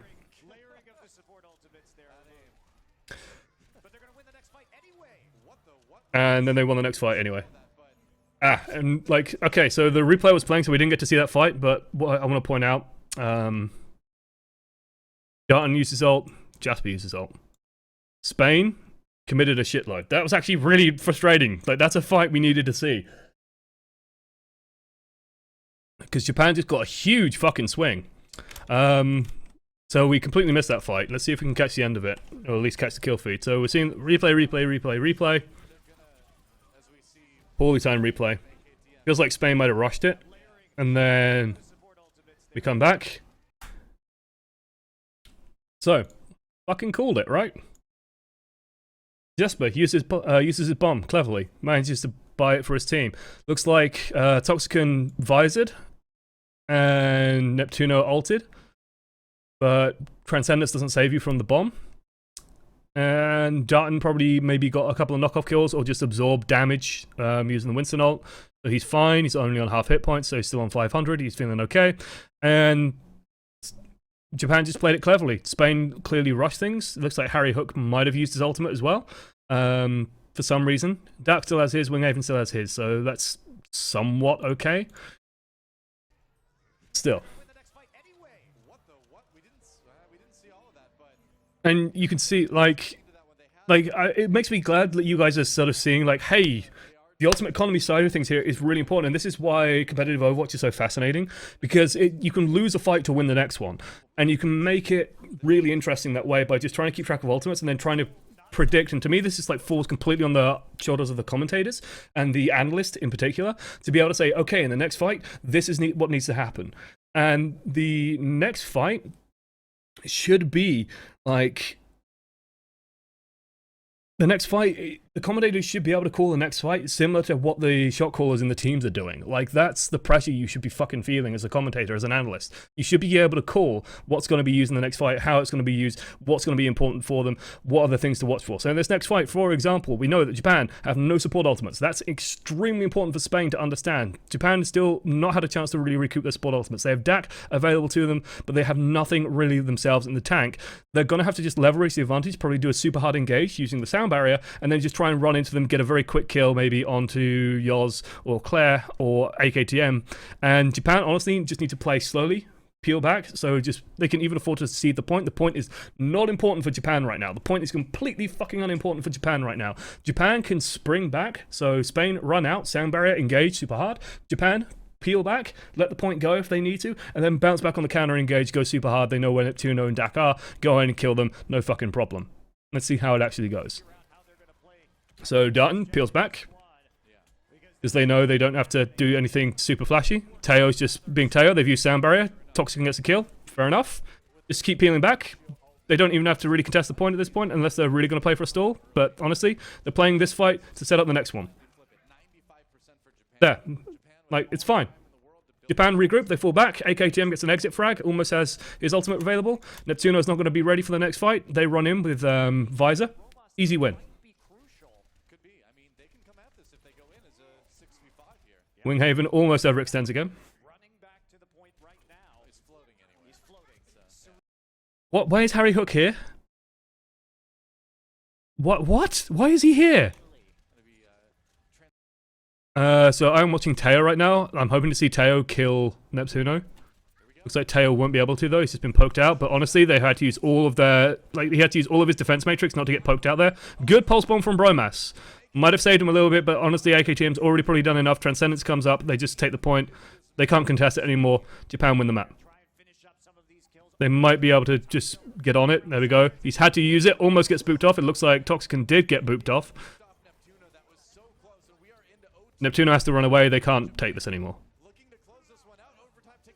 Yeah, it is a lot like League. It is a lot like League. You know, in League, a good League example is like when you kill the jungler before an objective comes up, so they won't have smite available for the next jungle fight or the next objective fight, so then you know that you can take the next objective. You're setting up fights to win the next fight. And doing that reliably is so fucking important in Overwatch.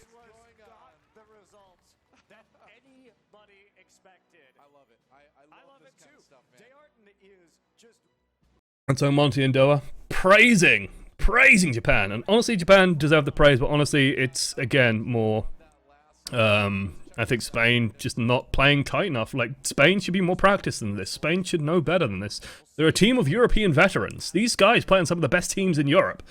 They know the strats, they know the tactics. They know how the game works. They know all this shit. Nothing that I've said right now should be a surprise for them. Like if one of them, any of them, ever decide to watch this, anything I've said right now should not feel new or shocking to them. They should be going, huh, yeah. And they might even be calling me out on a couple of things. And if they are, fair enough. If anyone who is educated enough in the know wants to disagree with me, feel free. But yeah, this is literally what I'm seeing. That Spain's ultimate economy is pants, and the hero choices they're playing are confusing. What we'll see later on, because you know there's only so many hours in the day, I might not be able to get through all of the VoDs. What we're gonna see is from Spain is that Toxican's gonna start picking up Genji, and Harry Hook's gonna be picking up Soldier, and that will see a huge fucking shift in how they play. Because Toxican's Genji is pretty fucking sick. Harry Hook's Soldier is pretty fucking sick, and Spain start doing better, rather than getting slammed by Japan, because this was honestly shocking. This is why I wanted to go over this so much, because it's just, it's sort of really nice to see Japan super aggressive style paying off, and Spain. Volskaya Industries. Not a map we see that often in the World Cup. Not a map we see that often in the World Cup, because it's generally like loser picks. And people, like, because in the World Cup, matches have generally been relatively one-sided. They've been like 3-1s or 4-0s quite often, so it's generally very easy to see which team is stronger. The loser will generally pick a map that they think the enemy team hasn't played on quite as much, which is Horizon. And so teams don't have Horizon strats quite as down. And so, yeah, you have a better chance to sort of beat them there.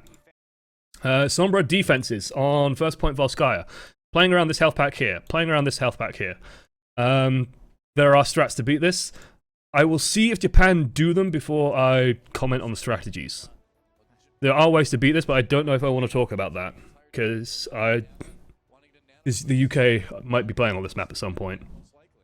It's all about creating space right now. You know, we haven't been watching Taiyo that much. So, first things first, as you're pushing in, you want to be scared for your Zenyatta.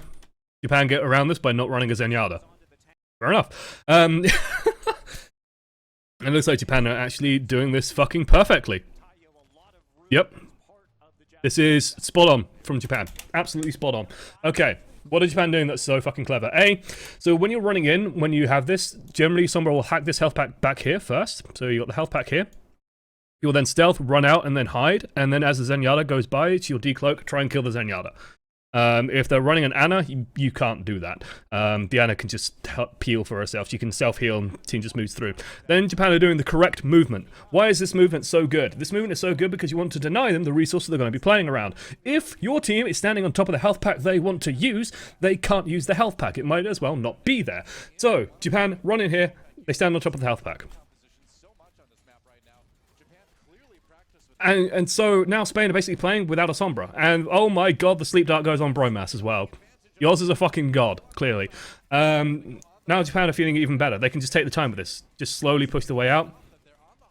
Sure, the enemy team can sort of contest from the high ground, but they're still down a DPS, or they're still down a support because they're running Neptuno on Sombra, and Sombra hasn't done shit. Because she can't do shit at this point. And then they just take it. This is the problem with like this is the problem with trying to use this strategy against a team that knows how to beat it, because teams will just do this every single fucking time, and you can't beat this as Sombra because they just stand on top of the health pack you want to use. They will have EMP for the next fight, and so they're going to be mostly playing around this point, but again, Japan just literally go and stand on the health pack that they want to play around with. They all get EMP, but they can just stay in there. Stay on the Soldier heal field. They don't have someone like Zen to instantly burst down, because the Ana's just going to keep them all alive. They've nanoed the monkey once again. Darton's just gone in, killing absolutely everyone. And they're just fucking destroying. Now they can just bounce back with all their ultimates, because Japan didn't get they just ran into the small room. Spain can't all run into there, especially not through the nano boosted Winston, and Japan win. Neptuno goes down. Teo's having a good time. He's doing whatever he wants. Although they are starting to bounce back right now. Respawn's starting to do it. Maybe they'll be able to bounce back. The Teo and AKTM having a good time at the moment. Slowly get peeled back. And they've managed to get it before losing the first point. Holy shit. Spain lucked out. Spain really lucked out. And actually that gives Spain quite a nice advantage. Surprised to see they're sticking on the Sombra. because Japan's honestly just going to do the same thing. Composition. Now Japan is going to have to pick somebody off. Japan is honestly just going to do the same thing again. Monty mentioned it, and honestly, it is very interesting. Claire is swapped onto Zen against the Sombra. Like, this is at this stage of the game, you can press tab, you can see that they still have the Sombra on their team. Which probably will tell them that they probably have quite a lot of ultimate charge. Otherwise, you would have seen Neptuno swap to probably Zen or Anna, probably Anna, because still pair very nicely with Toxican. I might be wrong on that. Let's see. But the reason why Spain should be so happy is because they know that, like, they use Sound Barrier, they use Nano in that last engagement, so they're not going to have any of those ultimates. AKTM, even Visored, they're not going to have that ultimate. Like, Japan have nothing in the tank anymore. So for the next push, Japan probably don't even want to get anything done. They want to just try and force out what they can. Probably force the EMP. If they get EMP'd, it doesn't really change what Japan's going to be doing, to be honest. So they're just going to start advancing forward, just pressure, try and get a pick or two, try and build up some ultimates. They have tons of time because they took the first point with so much room to spare. It's feeling pretty good. EMP goes off. Japan, honestly, take it slow. They've used Sound Barrier. Japan, don't give a shit. Japan aren't looking to win this fight. Japan don't care. Tracy's just being annoying. Tracy kills Toxican. They're actually starting to eke out an advantage. Honestly, AKTM gets another ultimate. Dodges the bomb, almost has an ultimate himself, gets a pick on Bromas, goes down. Fair enough. And honestly, Japan, now should just regroup. And so if we compare, like, the last fight situation to this next coming fight situation, AKTM's going to be online. Yoz is going to be online. Sombra is going to have her ultimate back because Sombra's fucking overpowered, so EMP is always going to be up, just how EMP goes. But Dak has no ultimate. Toxican might not have an ultimate. Again, we can't see it because the Overwatch logo is in the way. But we know Harry Hook doesn't have an ultimate. Bromas doesn't have an ultimate. Winghaven probably still wouldn't have an ultimate, so they know that that's not going to be in there. Meanwhile, Claire's going to have an ultimate. Yoz has an ultimate. Darton's going to have an ultimate. Teo can build his back up, no problem. And AKTM Welcome to going to be huge. Overwatch, silly. Hey, Nibelung. Good to have you on board, man. Thanks for hanging around so far. Do you build ult charge while EMP'd? Do you mean the Sombra? So if the Sombra EMPs, there'll be a period of time where she doesn't build ultimate. If you are EMP'd yourself, yes, you will still build ultimate charge.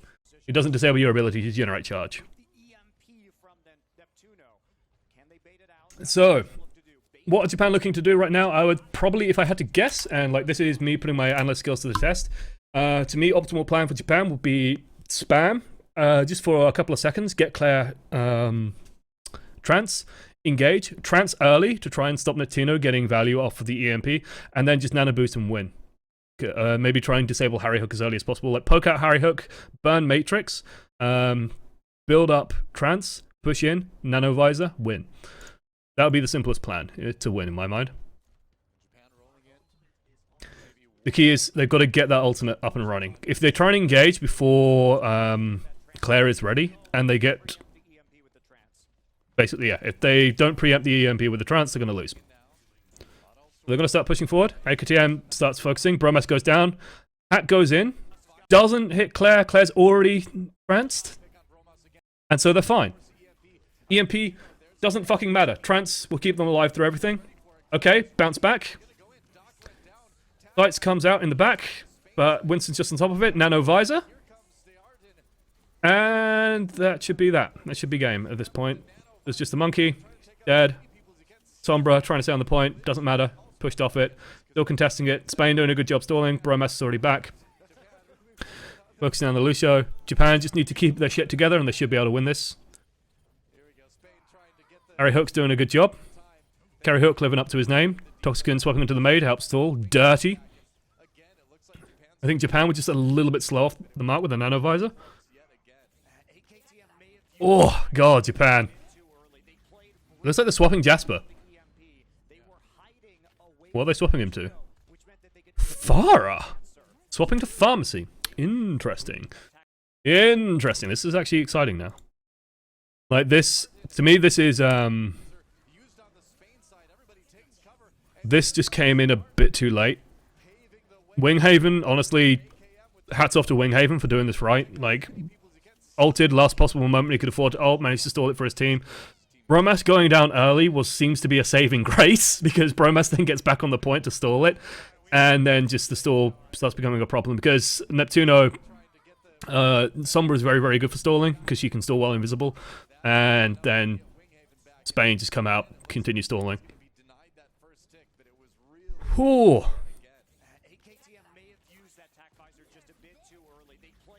Just a bit too early. Oof. Yeah, I would actually agree. Like, it's either too early or it's too late. It's just like the complete sweet spot for being at the wrong time, where he's either just killing the Winston but not doing it fast enough for it to matter, or he's basically, if he held on for a moment or two later, or if rather, it's not like AKTM's fault. It's more Yaz's fault for doing the nano, and then AKTM just presses Q. But they could have just focused down the Winston manually. That's just comms. That is a very early EMP. That's an insane EMP. Thank you, Doa. This is why I like Doa and Monty. I think a lot of the calls they make, a lot of things they say are correct, and that's what you want out of a caster. You want them to be informative. So they've managed to buy enough time. This seems greedy from Japan, though. Jasper, not with the greatest showing so far on the Farah either, not gonna lie. Having to be very careful. So why don't I like this? It's just because Japan can sort of just peel back and feel okay. Like, they've just popped EMP, and then they're going super aggro, but they're going super hard on the Winston, who's hacked, so they might even get him. But Darton actually ends up getting Neptuno. Toxicon jumps forward, gets one of his own, but this is so risky to me.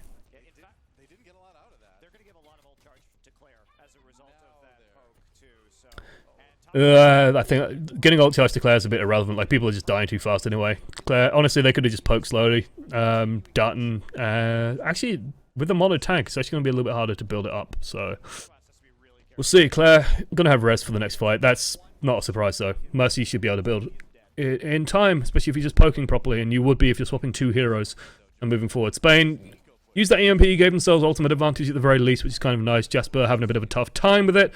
Can't really get too much done on the Farah so far. It's just getting poked down by Toxicon, who's, like I said before, Toxicon probably was the player that impressed me most on Spain, to be honest. Harry Hook also did just a very good job, but less so on the Diva, more so on the Soldier later on.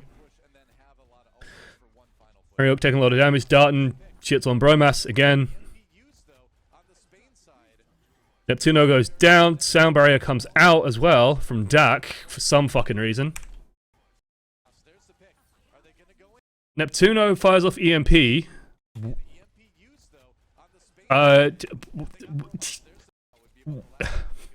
Report? Throwing? What the fuck? Okay, Bromas is dead. That's bad. Neptuno builds up EMP, goes in, takes some kind of damage. EMPs, almost dies. Dak panics. Nanos, not nanos, sound barriers to try and save Neptuno, I imagine, and try and make the engagement from Winghaven easier, but the EMP seemingly hit shit all, because Darton's just ulted just fine, AKTM's just ulted just fine.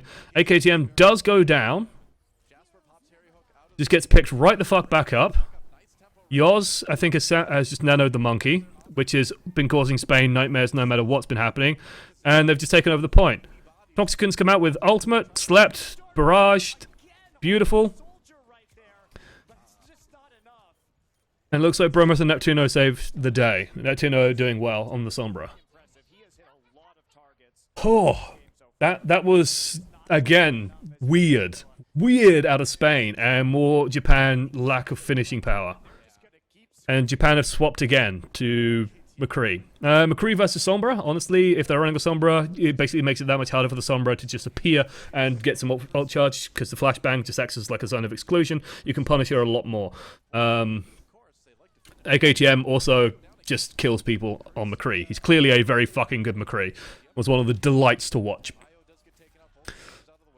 Norton gets an advantage again. Neptuno, though, doing relatively well at this point. I think I'm just casting more than anything. I'm just doing like a lazy half-assed cast at the moment. Just EMP'd again, but honestly, Japan, just back away. Just back out. Jasper just needs to keep backing out. Keep backing out. Keep backing out. Huh? Huh? Quoi? How many languages can I say what in? Que? Quoi? Pardon? Monsieur? Oh. Oh, it's beautiful. This Dutch is just what? What? Was is das? And this is now Japan's opportunity to win it. And AKTM's just kill Winghaven. And again, we're in this silly situation where Spain are completely relying on their ability to rebound and push Japan off a point because Japan apparently can't finish. But with AKTM here, they might be able to do this time. Can Japan finish it this time? Come on, Japan. Barrage goes through, but the Diva's back up. Neptuno goes down. They're managing to take it this time. The Nano Winston doesn't give a shit about Soldier 76. You can see how little damage he's taking as he's now trying to get onto the fire, but fire just jukes him, forces him to come out, and he dies. So Toxican not going to be able to get back on the point. And they finally take it, but honestly, Japan made heavy lifting of that one. As an Aussie, I was scared when AKTM picked McCree. Yeah, I would be scared too. AKTM's McCree turned out to be a delight. And I want to point out, like, Japan looks super happy, super relieved. Like, even though that was fucking messy and sloppy, they should have won that about 4 times in a row. Spain went in with the mentality that they were favourites here, and they'd be right to do so. And if we do get to see a camera shot of Spain, they, like you can see, this is not a happy-looking team. This is a nervous-looking team. They're realising that they're getting shit on slightly here. And they don't know why. Some of these ultimates are just questionable from Neptuno. These questionable Sombra ultimates are worrying me. They're worrying me, people. Okay. Skip ahead so we can just get on board with the action, not see too much of this. Which day was this? This was the first day. This was, like, I wanted to go over this because it was so shocking to me that Spain looked this bad and Japan looked this good. Spain did pick it up throughout the tournament, which is nice. Let's see. So Spain going with the offensive Sombra, 2 support. Only have Tracer for damage. This is fucking scary. Oh god, this is scary because Bromas is their only major source of damage, and I don't think Bromas can carry that burden. I don't think he can. I can't actually remember the specific result of this map. I know that Japan won this map. I don't remember that specifically how. Just looking at these team lineups, it would not surprise me if they don't even take first. It would not surprise me. Japan are not stupid. They're just going to spot the Sombra, stay spread out. They don't need to really clump up. Harry Hook, AKTM can just stay on the high ground. Okay, Harry Hook, okay, they've changed it. Thank fucking Christ they've changed that to triple DPS. They've changed it to a really strong triple DPS. Now Toxican is on Genji. Toxican's Genji looked formidable. Harry Hook Soldier looked really good. It's either poking it out, starting to advance forward. And so they have to be a little bit cautious of how they push this out. Japan's positioning, it looks alright. Looks like they're just going to regroup and rally up. So it's not going to be too surprising where the dive's going. You see Bromas getting into position. Toxican is allowed to die. So they just spot Toxican that is out here on his own, and they just fucking kill him. This... Why is Toxican here? What did... He just takes a shitload of bullets, I think, from AKTM, and then just Winston lands on him. And he's just dead. So Toxican fucks up. And now, honestly, Japan can just take the time, peel this apart. Like, they're just holding this door. Spain can't get out. Honestly, Darton's going to have a lot of ultimate charge. They can literally just put, like you can see, they can just put the fucking defense matrix on that doorway, and Spain can't do shit anymore. Beautiful grenade comes from Yoz. That's put him on 50% charge already.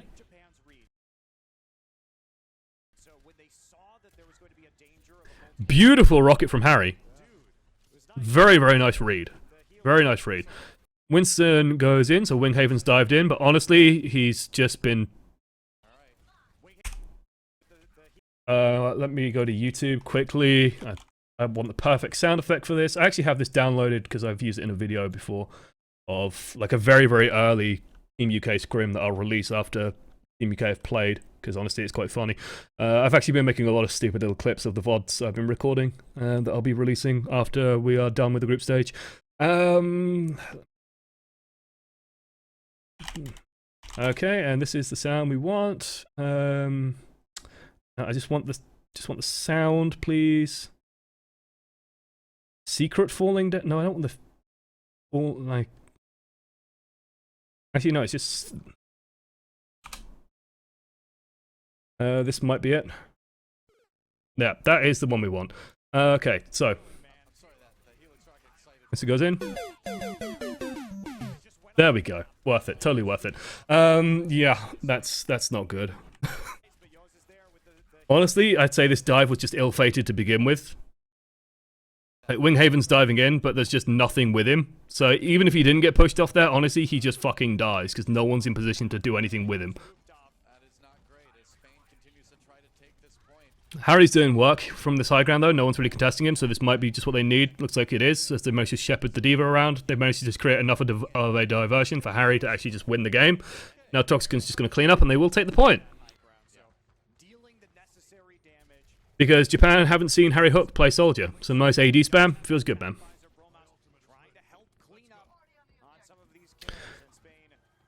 Oh, Winghaven. He's a very aggressive player. And sometimes that works. Quite often, that just fucks him up. Okay. So, next fight. Honestly, it's relatively even on both sides. They've swapped to a Sombra for second point hold. That's actually kind of interesting. They're not going to have EMP available for the next fight, and that's actually going to put them really down. If Spain saw this and someone pressed tab, Spain should know as well that they have Neptuno coming online, Dak coming online, they have Harry Hook. They could just engage super hard, fuck the Lucio. So their plan right now should be just fuck Lucio. If they kill the Lucio, they know the enemy team will have no defensive ultimates, and then they can just peel them apart by using both of the defensive ultimates they have available. Like, it's that simple. It is that fucking simple to win this game. Let's see if they can do it. Let's see if they know how to focus the right target. So they use one ultimate, they get rid of Claire. This should be an easy win for them now. Dragon Blade coming out from Toxican. Managing to smash people into pieces. Harry Hook cleans up on the point, and that should be it. This should be done. They should not be able to reclaim this. Like literally, you notice how I could lay that out piece by piece, step by step? It's that simple. It is that simple. Okay, Winston's come back. He's ulted, installing. Diva Bomb goes onto the point. AKTM uses his ultimate to break out, and then they're going to start reclaiming it. They EMP for some reason. And that's it. Okay. They had to use everything to do it except for sound barrier, and Spain still have sound barrier. Harry Hook needs to just get the fuck out here. Okay. Okay. It's fair enough. That was actually fair enough. Nicely done by Spain. Very nicely done by Spain to bounce back. They did have to use everything... sorry, very nicely done by Japan to bounce back. They did have to use everything to do it, though, except sound barrier. So again, Spain should just be recalibrating and should be just saying, okay, what do they use?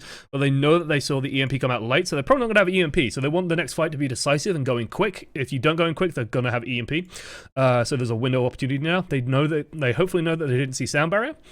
And so the sound barrier is probably going to be a threat. Otherwise, like Bromas should be looking to put a bomb onto whatever you can find, but being honest, they should just be pressuring Claire again.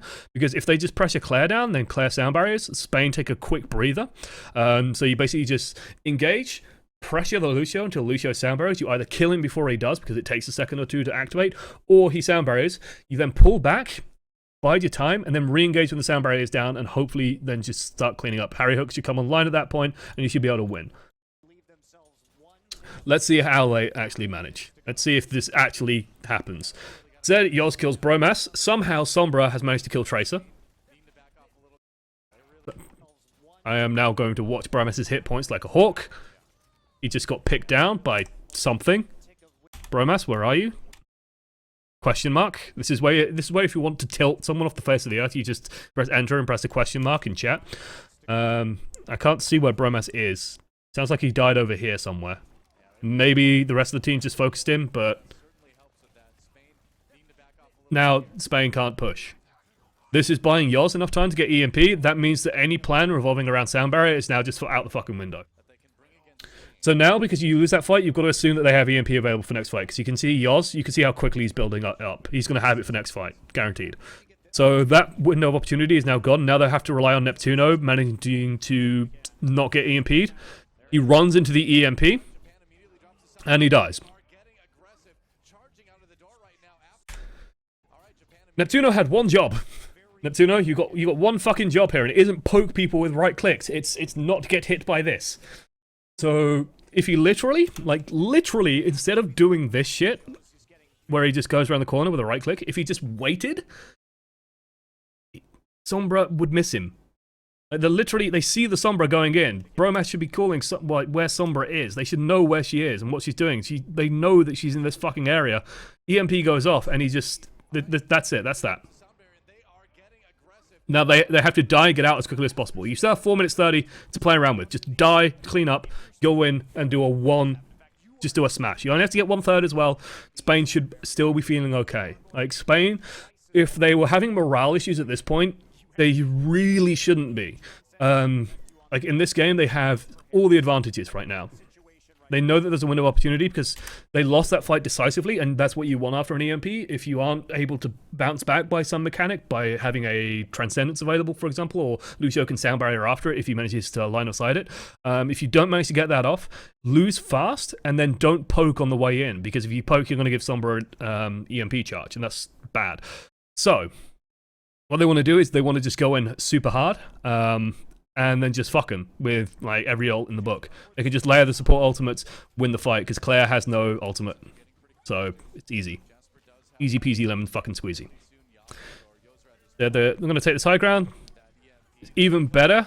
The Lucio gets out of position. The Genji, AKTM is for some reason over here, but manages to just dive him, but they just move on the point and take it. Okay. And now the question is, how did Spain fuck this up? Because I can't remember.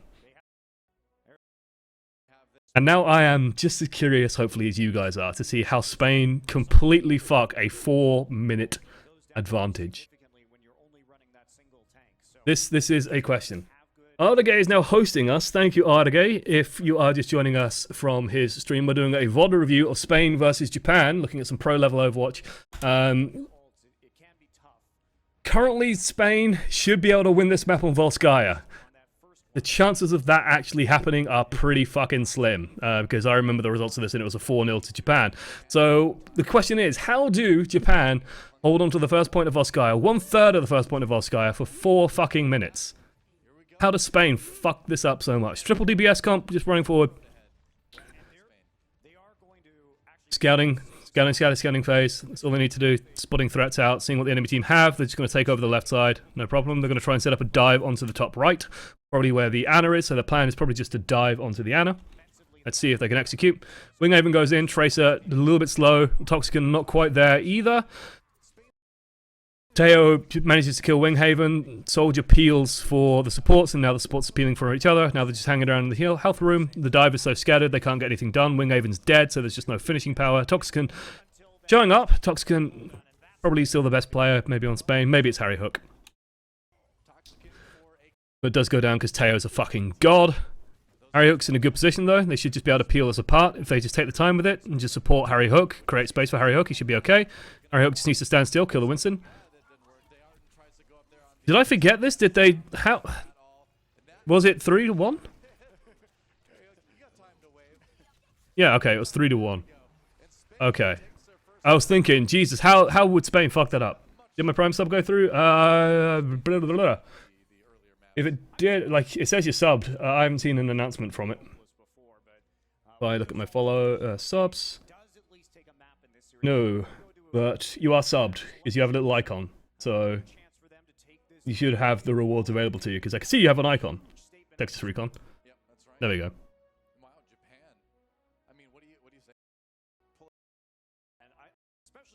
Okay, maybe I misremembered. Thank God. There's no fucking way that Spain should lose that. Especially with Harry Hook on Soldier. Spoiler alert, Harry Hook on Soldier becomes the redeeming force for Spain. This is where things got interesting. Because Japan... how fancy do I want to go on this? Let me go.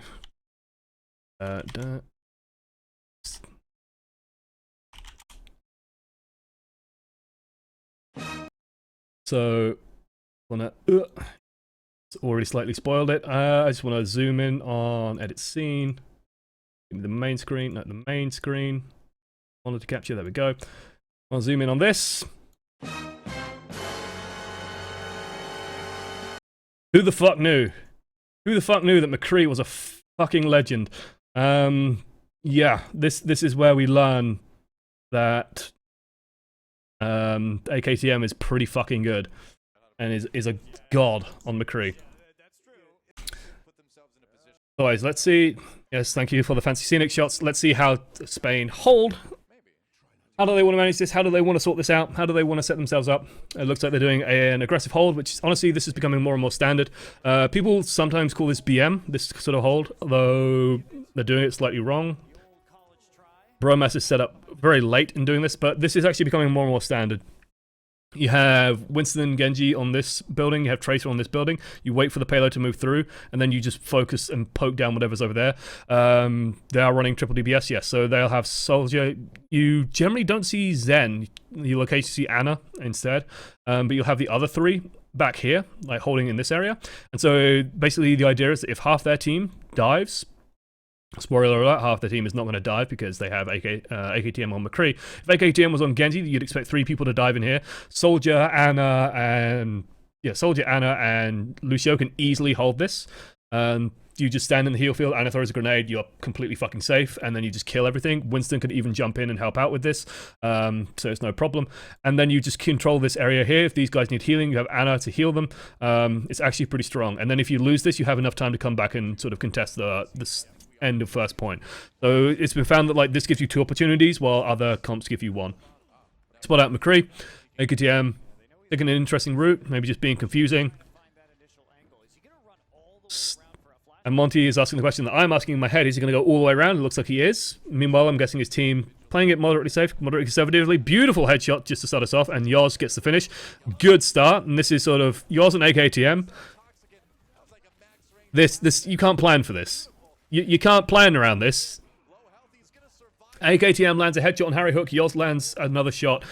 Harry Hook dies. That's all the pressure gone on the sort of the support group.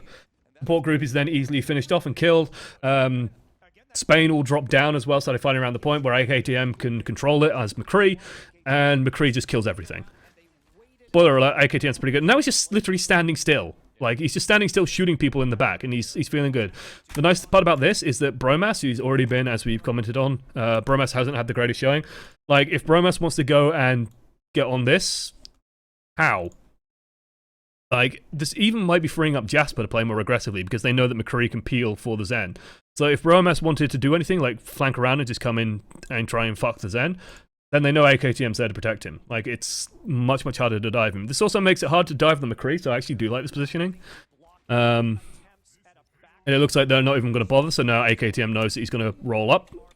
This is Japan looking just clean and crisp. No one is contesting the point, and they're just going to roll it on at this rate. Bromas does manage to get a good pulse bomb, kills Teo. Toxicon, so busy trying to deal with AKTM that he's not really contributing anything at the moment. Well, should get finished off by the Winston there. Somehow Winston doesn't do it. Somehow Winston dies. AKTM, let's see if he is truly the god that he seems to be. Teo and AKTM. Teo is just creating so much space right now that AKTM is just wandering through, shooting people. This is why, like, this is why I was fine with the AKTM dick sucking that was occurring. You know, I saw just non-stop people going, oh, AKTM's god tier, AKTM's the best, AKTM. This is a bit like when Taimu came out and like headshot a bunch of people in Widowmaker. This is kind of exactly the same situation to me. What actually ends up happening here for AKTM? Well, AKTM duels a Genji. Honestly, they out and should have finished that off. Eventually gets the kill on it, and now he's literally not being focused. He's just walking around shooting people. Like, no one is contesting him. He can do whatever the fuck he likes. And that you can't let a McCree do that at this level. He's just going to shoot you. And, like, this is sort of the danger of the casters, because in casting you're looking for hype moments, and this is why I can forgive the casters for doing this, because you're looking for like some really hype moments, and also we're on AKTM's perspective, so you want to hype up AKTM. But honestly, Teo was just dancing around the fucking point, creating so much space, so much distraction, getting so much fucking damage out, that Teo deserves some of that fellatio. Teo really fucking impressed me in this tournament. I like Teo a lot. Really nice by McCree.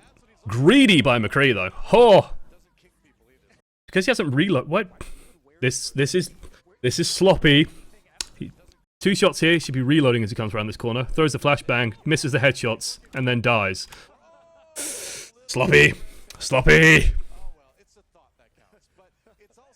A good sound barrier on the point though, might just buy enough time, but no, Bromas has just come back, killing everyone, and this should be it for Japan. Teo still getting fucking work done though.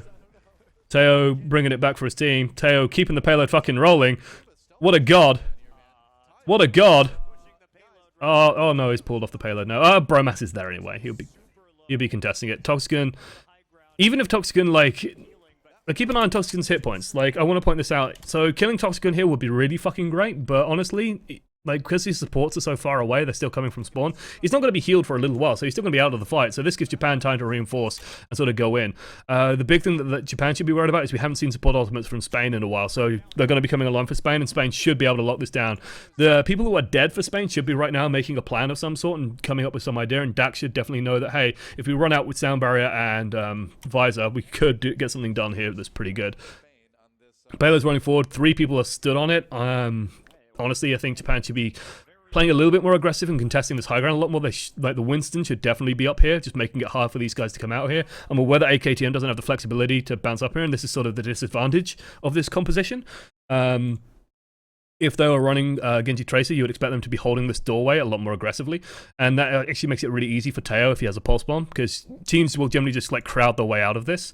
So if Winston just stands here and just shocks his way out, shocks the pathway out, it actually makes it very hard for the team to just run out on this side. But Spain should be feeling alright. Like, they know they can retake this if they do this properly. If they do this properly. There's the counter dive. AKTM's taking the long route around. This is actually not bad. We hear, I think that's the Dragon Blade from Toxican going off. So they use the Dragon Blade to see if there's any support ultimates or just try and get a couple of kills. They also use Nano Visor very early. Toxican gets a beautiful deflect. Ho ho ho! Ho! That's a fucking hype moment. I think this was a little bit of an overcommitment from Spain.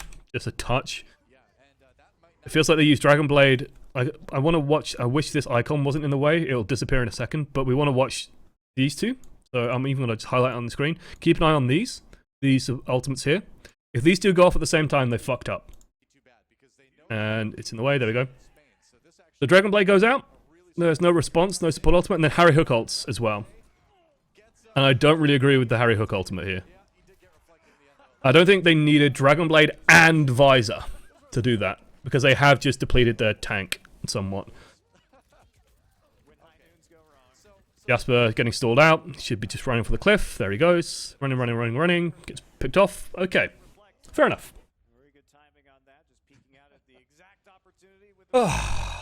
Okay, how did Japan win the next fight? Honestly, this is where I might be suggesting, and I know, like, again, AKTM's McCree looked really good, but this is where I'd be saying probably get back on the Genji. Like, even Doa's commenting on it, and you can see he's so low. Like, it's like looking at Teo's screen. Like, don't look at the screen. You can see, like, if you're looking at my face, I'm looking up this way. I'm looking up this way because I'm looking at this. Right, watch this. Watch this. This is important. So they split out where AKTM is, and you can see Teo's like constantly checking back. Look how low he is. This is Spain just putting pressure on because there's nothing to, like, they're having to peel so hard because I imagine these guys are all in a clump. And AKTM, like, if they actually confirm this kill, that would be huge because this push would just be done. Like, there's just no more damage left. Like, Teo is taking 3 weeks to get into position. So he's looking for a pulse. So he's going to try and pulse bomb the back of Zenyatta. If he gets it, honestly, it's not going to make it. But honestly, if he gets it, he's going to force the trance. In which case, Japan needs to just buy the time. So this seems to be Japan's plan at the moment. Get pulse bomb on Neptuno. Neptuno has to ult. Wait out the ult. Re-engage super hard and win the fight. Honestly, not a bad plan. Not a bad plan at all. Because then Yos can go in with his trance and they can just win. He fucks it up because he tries to go for a one clip. They use Transcendence early. Neptuno can then use his afterwards. They can take the time. Claire's already dead. And now we have a fight that should be in Spain's favor at the moment. AKTM getting isolated by the Winston, misses the flash, but Winghaven's completely isolated. Winghaven just needs to try and get out, but honestly, everyone's dead. AKTM gets the kill. This doesn't make a speck of difference. He already has the ultimate. It's cute, but it doesn't make any difference. Winghaven will just respawn.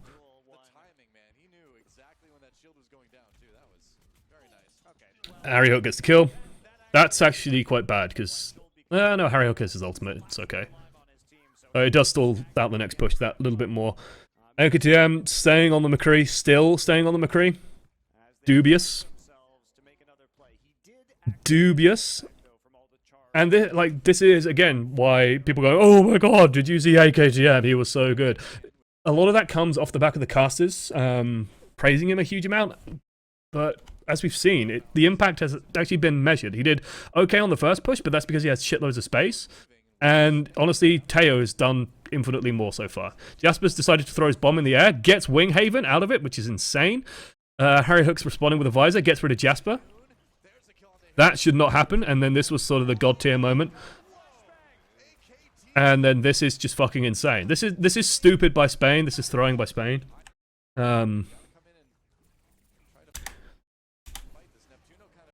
So just step by step, we'll break through this.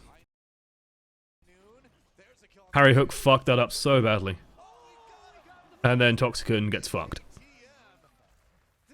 AKTM, that looked great, but honestly, I'm gonna make the bold statement that he lucked out slightly here.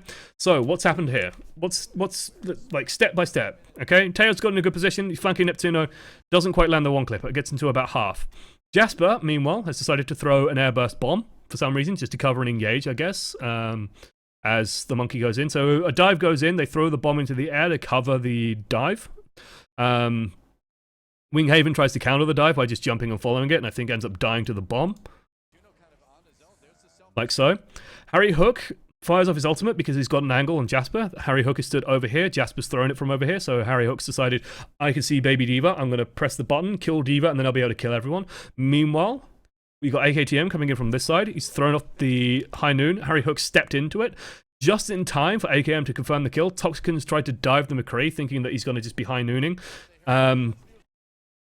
He doesn't even land the flash, which is, like, that's actually the skillful part. He doesn't land the flash, but he still confirms the kill. Toxicon goes down. He doesn't lose all of his ultimate. He loses about a third of it, because until they finish the sentence, when they finish the sentence, then they've lost all their ultimate charge. So he only loses a third, but honestly, this is enough for them to take the point. Toxicon still has 69%. He's got the meme number.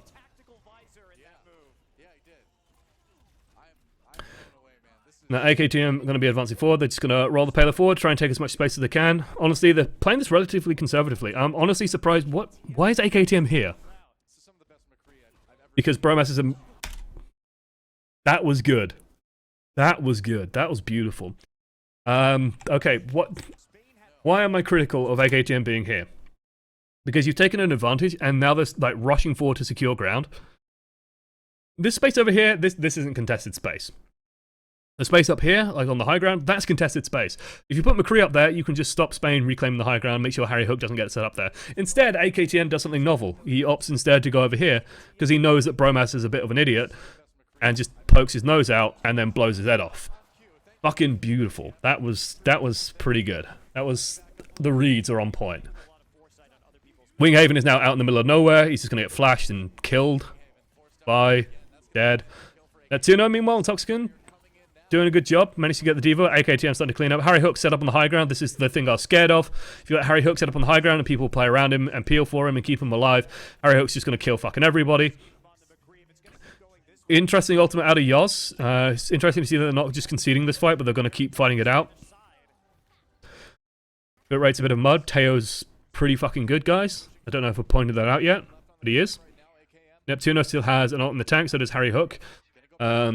That's very, very important. So what Spain should be looking to do at this point is try and get around the D.Va somehow and then just kill everything, because they know that they just forced out the ults. So they know there's no support ultimates. If Harry Hook can ult here, they should be okay for this fight. That's the key. If Harry Hook walks into AKTM's high noon, that's a problem. Let's see if that happens again. So there goes the support ult from Neptuno.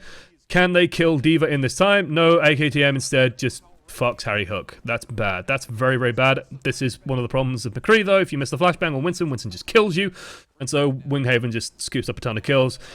Neptuno has now used his ultimate. He had to use Transcendence. Got nothing out of it, and that's pretty shitty. What prompted Neptuno, though? Let's go back to see what prompted Neptuno. Find out what happened to Nep. He just used it. Neptuno's up here. Tracer goes in, and he just fires the ult. Because of the bomb, okay. Tracer pulse bombed him. Or Tracer pulse bombed near enough him that scared him into doing that. That's a really nice result for Teo. So watch Teo's ult. 90. 100. And like the fact that he's in, like the fact that Teo is actually just fucking stood here is ridiculous. Especially with Toxicon. He goes in, goes for the Zen, forces Zen to ult. That's really nice by Japan. This is where like Harry Hook had to get something done. He gets instead bullied back. That's actually a really nice job by Japan here. And thank you, Palladium Core. Welcome on board to the many. It's actually very, very nicely done by Japan. Jasper. Like, they've isolated that Harry Hook is a problem. They've got to get rid of him on the high ground, and they also probably spotted out that Neptuno ran to the low ground, so Jasper just goes up, bullies Harry Hook into a corner, kills him. That frees up everything on the high ground, potentially for them, but unfortunately for them, Winghaven's just bounced around and killed everyone. Winston does that, occasionally. He needs to not chase the Winston 3 miles into the back line, though. He still has his ultimate, which is actually very nice for Winghaven. Neptuno swapping onto the Sombra. Ah. That's interesting. I don't think he's going to even get into position to set this up. Let's see if he can. So the issue I have with Sombra is that he's not even going to get into a position where he can actually do something with this. Everyone's just dying because they can't heal. Because Japan's just killing everyone. Neptuno, are you feeling alright, friend? So, why am I so against the Sombra here? Like, in theory, if Spain had, like, another 10 seconds, 15 seconds to set this up properly, sure. Okay? You hack this health pack, you hack the health pack here, you can hack the health pack under here, and you can play in this area. The problem is, right now, is that Spain is all stood over here, and Japan's already attacking. Japan's already in position. Are there any health pack up in the room up over here? No. There's a health pack down here, near the point, health pack here, and there's a health pack under here. Sombra is doing literally fucking nothing. I want to keep an eye on Neptuno, keep an eye on the ult charge, and see if anyone's actually picking up these health packs throughout this entire fight. Like, just watching this, all I'm looking at, getting nothing done so far. Harry Hook gets cornered. Nothing. Harry Hook dies before he can ultimate. Nothing. No one's picking these up. That's just shooting by the looks of things, maybe. That, I think, is the first one we've seen. There's a health pack. And now he's got to 60%, but like everyone's already fucking dead. Harry Hook's had to run out of spawn and fire off his ultimate, but there's just a Winston bubble and a sound barrier, so he's done nothing. Neptuno finally has an EMP. Almost dead, however. If Winston just lands on him and kills him, Pios just kills him, and they push it in. Don't understand that Sombra swap. Like, you don't have the time. You don't have the time for that. At all. Any other support would have worked better. Any other support would have worked better. Just anything with out-of-the-box healing. Anna would have worked fucking fine. Play something that you can just pull healing out. Eric says familiar, what team does he play on? Envy, yes. Plays for Envy. Used to be called Nabridgeabup. Ages and ages ago, back when Envy used to be called IDDQDs. One of the longest playing people in Overwatch, to be honest. Long veteran of the scene. Okay. And so, comes to this. Can Spain redeem themselves? Can Spain bring it back? And at least go 2-2 against Japan. Remember, at this point, everyone was expecting this to be a 4-0 for Spain. Remember, that is the narrative. That is the story going in here. Spain, one of the strongest in the group. People are expecting them to take second in it. Japan, no one really knew how they were going to perform, but they weren't expecting much. Let me put it that way. And Japan came out and looked fucking good. Japan... This is actually novel. This is actually very interesting. So, first and foremost, Spain playing just solo Farah, which is interesting on its own. AKTM's on the soldier. The solo Farah is going to have a tough old time. Interesting positioning coming from... it's actually not that interesting. It's moderately interesting. Moderately interesting position coming out of Japan by having the Winston Diva up here. This does leave their support line a little bit vulnerable, but honestly, Spain... Like, Bromas isn't scary enough, I think. And yeah, they're running Soldier Anna. So I mentioned Soldier Anna. If we can try and find them, they should be relatively near each other. Anna's over here, Claire's over here, Soldier shouldn't be far away. Yeah, there's Soldier. So these three are sticking together. So these three are staying as one unit. So if Bromas somehow gets onto them, if Farah gets onto them, there's no way Farah's winning that. They would have to have a Mercy. They'd have to run Pharmacy to get anything done with this. Toxican's getting a good amount of damage done here, but honestly, Yos should have a shitload of ultimate charge at this point, way more than any other support, which he does, 72% to 34, because he's just healing up these two tanks. There's part of the advantage of this positioning, and hey, Bromas actually getting something done. Feels good, man. Congratulations, Bromas, you killed Yos. This is actually a really big opportunity now for Spain to break out, and Spain are breaking out. Go figure.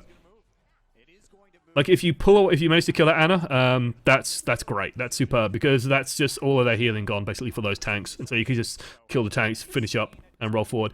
And now Spain should be able to push pretty much to the end here, and honestly, if Toxican plays this right, and Toxican is a pretty fucking good player, he should be able to just roll forward. I can see a big thing in the chat. Big red square in the chat. It's funny in regards to Overwatch World Cup, Nibelung, I'm in the US, yet no, none of the content providers are players from my own country. Kind of sad, really, but also goes to show the quality and enjoyment that people like OneAmongstMany bring to the scene. Since I found him first, really got me more interested in Overwatch with him than I thought I would be with just my normal playstyle. Oh, I'm glad to have helped in some small way. The American team is actually pretty solid. The content creators around the American team, it's a caster, Flame is an analyst, and does VoD reviews of his own. He's pretty sharp at it, relatively sharp at it, I'd say. Been doing a good job on the desk. Just needs to sort of get used to being on the stage a bit more, I think. But once he gets comfortable with it, it should be pretty good. Otherwise, the American team's looking pretty solid. Toxican getting a lot done here, but I think this at one point someone makes you want to change the far to press Q to respawn, because this is kind of what happens here. But honestly, Toxican's done his job here. Like, he's created so much pressure, he's made it hard, and they've had to use Nano on Winston, which honestly, a day out in Nanos has been, like, fucking solid so far, but in this situation, they had to basically use it just to get in. So they're trying to just break in, and they had to use Nano Winston to do it, which means Spain can just back up. Like, Spain don't have to do anything at the moment. You can see Toxican just playing with defensive posture, gets onto AKTM, and then he just, for some reason, goes super aggro and dies. Just a touch too early. Now, honestly, he could have just chilled out a second or two longer. Like, there's no, like, you can see. Just let's hammer this point home. Japan struggling to break in, building up Nano. They managed to sort of get back in now, but Spain are just holding the courtyard. Some beautiful rockets coming out of Toxican, managed to zone out AKTM, who managed to jump into one of them. Bit of a mistake by him to not just move in and get support or something. Bit of a mistake by the Diva not to be peeling. Although maybe Bromas is putting enough pressure down that he's needed elsewhere.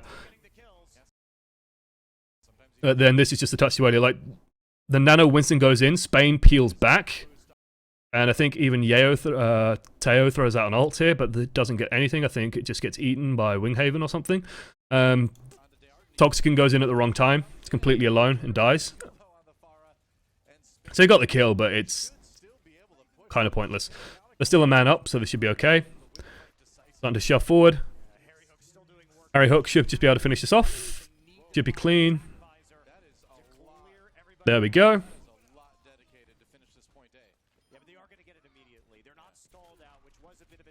Yep, that's like they use the resources, but honestly, that's fine. They have DAC for the next fight, and honestly, Japan used just as much, so wouldn't be too worried about that. Would not be too worried about the amount that they used. Spain should be feeling okay. This Harry Hook holding down left mouse button like a champ. Congratulations, Harry. You're a soldier, man. Well played. This is nice. This is nice by Japan, just completely denying resources, but against the better team, this is punishable. The danger of this is, if Diva is here, like, with your offensive pieces, especially if you're running a triple DPS comp, which Spain is, so if I Like, I wish I could get rid of this top part. Like, I wish this overlay thing didn't appear when I paused it, but it does, and it's annoying. Because we want to focus on the team lineup here, which is Genji, like triple DPS, Genji, Soldier, Tracer. It's very, very important to consider where the D.Va is when you're running this comp, because the D.Va is basically stopping you doing something. And right now, D.Va is completely isolating Soldier 76. It's just Soldier over here, and honestly, Soldier is feeling fine at this point. His team's probably on the payload, or at least someone's on the payload, so he can get healing from someone over there. He has his heal field. It's going to be difficult for D.Va to kill him. If Soldier feels threatened, he can just jump down, and he'll be fine. He's okay. That means that Bromas has an opportunity right now to go hunting and maybe get something done on the backline. Soldier, Tracer, Winghaven, and Toxicant could all go and find something to dive right now. They could all just go and shit on Claire, for example. That would actually be a really good idea right now. Why do you want to shit on Claire at the moment? You want to shit on Claire because Claire's going to have a support ultimate. And if you go and gank Claire, if Claire dies, then you know in the next fight you can immediately use something. If Toxin gets the Dragon Blade, he can use it immediately. I can't see what his ultimate charge is. He might have actually used it last fight, judging because that looks like a single number. But you can just go super aggressive at that point. So honestly, they should be looking for where Claire is and trying to find Claire, while D.Va's busy over here. Because this is, like, but it does stop Harry Hook taking a strong position, so it's kind of needed, but there's an opportunity cost here. And the fact that he's got a Zenyatta in support as well means that D.Va has to actually leave. So yeah, Japan trying to just set up once more. They're just going to jump on the point though. They're going to just counter dive because the Zenyatta's out of position. Got the bomb. Doughton somehow kills Toxicant. How he managed to get away with that, I don't know, but he did. Easy kill on yours. This is tricky now. This is actually where this could go either way. This is based on skill. Neptuno's scooping up kills. Harry Hook is uncontested on high ground. Harry Hook should, like, this should be... Basically, Spain don't need to use anything now, and Spain should just clean up. Because Harry Hook can just stand here and kill everything. Honestly, that... Ooh. No, Harry. No, Harry. Why? Why have you done this? Like, he has to trust his team enough to finish this Lucio. This is greedy. He should just be staying on the high ground. He can make... Like... This is giving Japan an opportunity to get back on the high ground again, that they really don't need. And now he's missed the staircase. Feels bad, man. Like, if Harry's just up here, it basically denies Japan any chance of getting out here, because then Winston can join him, Genji can join him very easily, and they can just go and hold this. If they start a contest, if they push out here, then okay, fair enough, and then you can just keep the payload rolling, honestly. Oh. Sexy tracking. Sexy tracking. Sexy tracking! Feels good, man. Harry, taking a moment. This is... Ooh. Japan have enough time right now where they could just go and dive. They should just go and kill Soldier here. Basically, they know the Zen's over here. They could just go hard on this. An attack visor it. Sound barrier. No surprise there. AKTM just gets the kill. Spain just need to back off now. Spain just need to say, yeah, he doesn't trust his team. That's what I would say. Like, that's a sign that he doesn't trust Intoxicant's ability to finish off a Lucio on his own, which is wrong. Very wrong. Toxicant healing up, and Japan's just going to reset. They don't have any support ultimates available to them, although Yos is going to be coming online now. So Japan rotating support ultimates correctly, which is what you want to see. I don't like this shit. Like, to me, this is,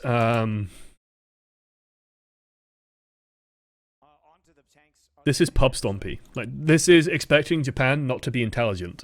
And, like, right now, if we split Spain's team up, we have, like, Soldier, 76, and we have Zen, so let's put a big Z over it, and over here, and then there's, like, the rest of the team over here. And it's like, as Japan, what do you kill?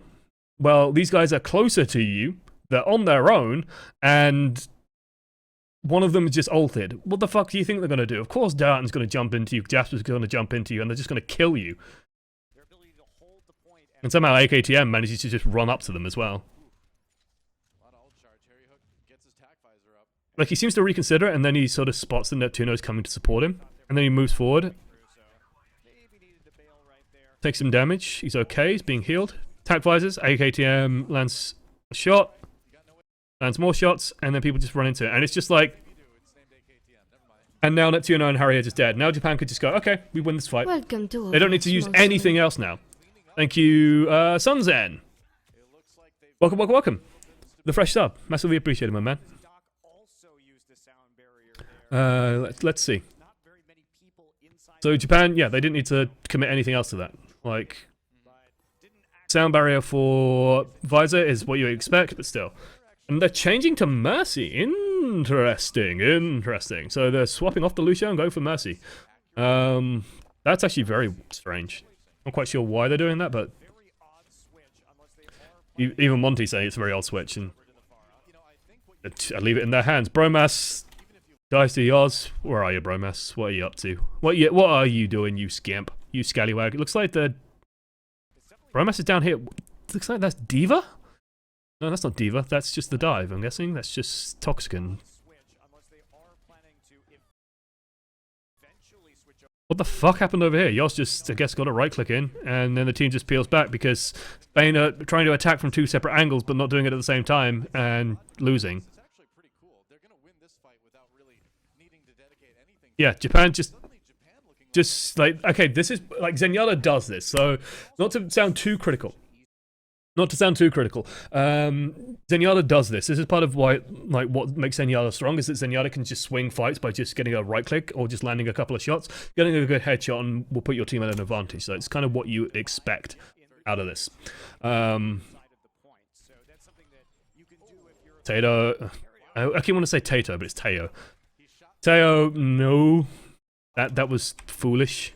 in between the two high I'm guessing, like, this is just him. Like, remember that Harry Hook can't see this, but the fact that he's running forward, Harry Hook hears it, something that and then just, you're afraid and Harry Hook that's greedy. he shot the ult right out of him. That's A little bit of AD spam just to move forward. He's got the dive with him. This is looking better, and Mercy's isolated. Mercy should go down. Why isn't Mercy dead? Mercy isn't dead. Mercy's not dead. That's bad. That's very fucking bad. And that's it. The dive failed. What? This is a dead Mercy. You have an advantage. This is 5 versus 6. You have Toxican in position. You have Harry Hook in position. Winston's in position. And even, I think this is Bromas down here. Like, it's only Harry shooting Mercy. And then she goes super low, and then for some reason Harry peels off, assuming that Winghaven, Toxican can finish the Mercy. Mercy is just getting picked up by Zenorb. There's nothing else picking her up here. It's just Zenorb and self-heal. Takes a chunk of damage, but it's too late now. I'm guessing maybe Jasper... No, Jasper can't peel. Jasper's not even in mech. How did Mercy survive that?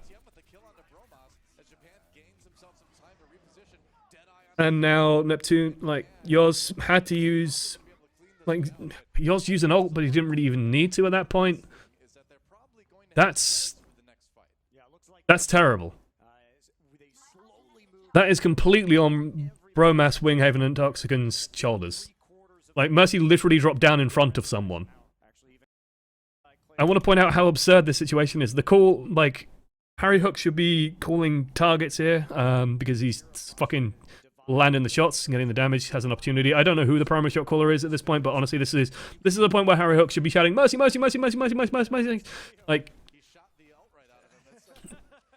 pop the bomb right out. That's what happens sometimes. like, look at all this damage. All right, gotta focus that Mercy. And she goes back up, and she's just completely fucking fine. And you can see, like, Bromas is here. This is Bromas. This blurry mass of pixels is a tracer. That's what happens sometimes. Unless he drops down towards him.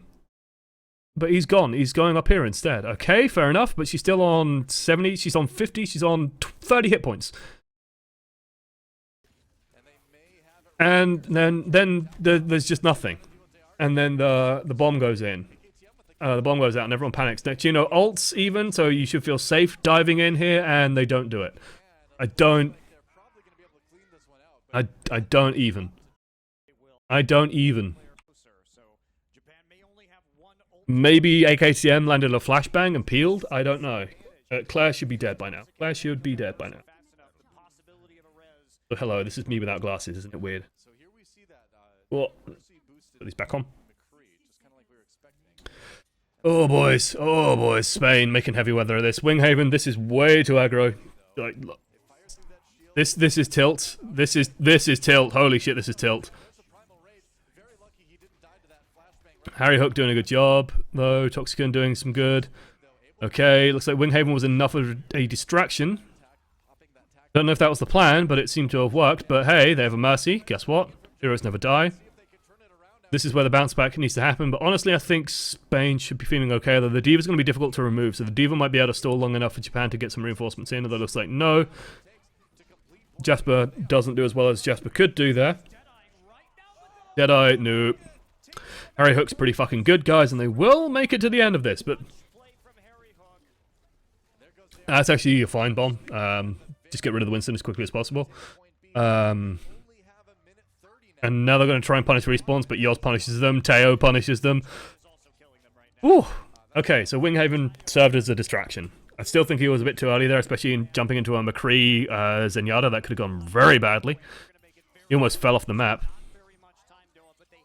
They should be considering ultimates. There's just Yoz available, which is good for them. Harry Hook's almost coming online, so Spain could honestly be setting up for an easy win at this point. In terms of ultimate economy, in terms of tactics, they just got to try and pressure Yoz down. If they can get some sort of pressure on Yoz and get him to force the Transcendence, they will then have 2 resources available. Toxicon and Harry Hook will both have ultimates. That's more than Yoz can handle. And if they want to just guarantee it, they can just, like, Toxicon can just dive, go in, and then just draw the Dragon Blade, and that could really secure it if they're not feeling brave enough. But honestly, with triple DPS, Toxicon, Bromas, Winghaven should just fucking leap, get onto Yoz, try and kill him. Yoz ults, okay, back off, take a breather, re-engage, go in with Blade, kill, kill, kill, win. They just have to take the time with it. That's huge. That's huge, that's huge, that's huge, that's huge. This should be an easy cleanup for Toxicon.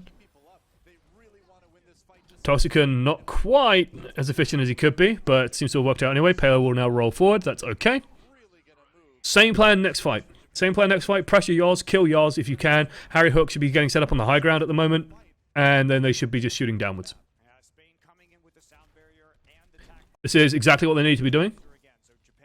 The one thing they need to not fuck up here is if Jasper gets a good bomb. Jasper's had some pretty solid bombs so far, and Spain's fallen prey to it a couple of times too many, so they should be a little bit careful about that. There's the pressure onto Yoz. Yoz is now ulted. Spain can back up. Spain should just take it easy, relax, use support ultimates if you need them, so Sound Barriers come out. It's going to buy them enough time. Just back up. This is weird out of Harry Hook. He's chasing down Darton, which he shouldn't be doing, because he's just conceding good ground. Bomb goes out. Bomb gets no one. Okay, how do you lose this, Spain? Damage coming out. Harry Hook's still on low ground and has used his ultimate. Killed nothing with it, apparently. This is because he spent his time chasing Winston instead of just resetting on the high ground and killing fucking everybody. Like, he's decided to tack visor when he's over here, I think. This is, yeah, that's Harry over here. And he's tack visored. Why not just run back up here and then tack visor? And win. Like, it's so simple. Japan just line of sight him. They just peel back. They have a couple of seconds still. Just have to regroup. Take a moment. Just don't panic. Keep it cool. Teo is carrying at the moment. His shoulders must be aching. Does get killed there. Harry Hook, pretty good, remember? Do remember, Harry Hook is a good player. And they do manage to start pushing it. And Jasper's on the point. He's going to get removed. But the stall begins. And this is not the situation you want to be on Dorado. We've got Reaper coming out now as well. Sound Barrier lands. They manage to get out. Teo continuing his carry. It's fucking amazing. I'm a bit of a fanboy of Teo's. I really like what I saw out of him. Harry Hook, though, this is why they needed Harry Hook on Soldier earlier. This is why Bromas should have just manned the fuck up and played Diva, because honestly, Harry Hook and Toxicon are better DPS players than him. Okay. Okay.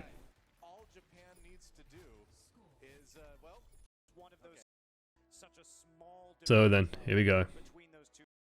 Lots to play for now. So there's just a minute on each side. 1 minute and 1 minute 12.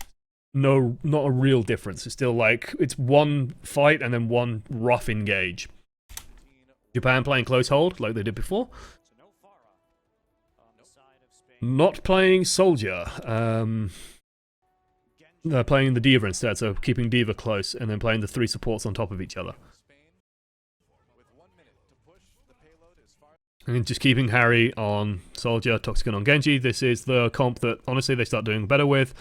And I'm happy to see them doing that.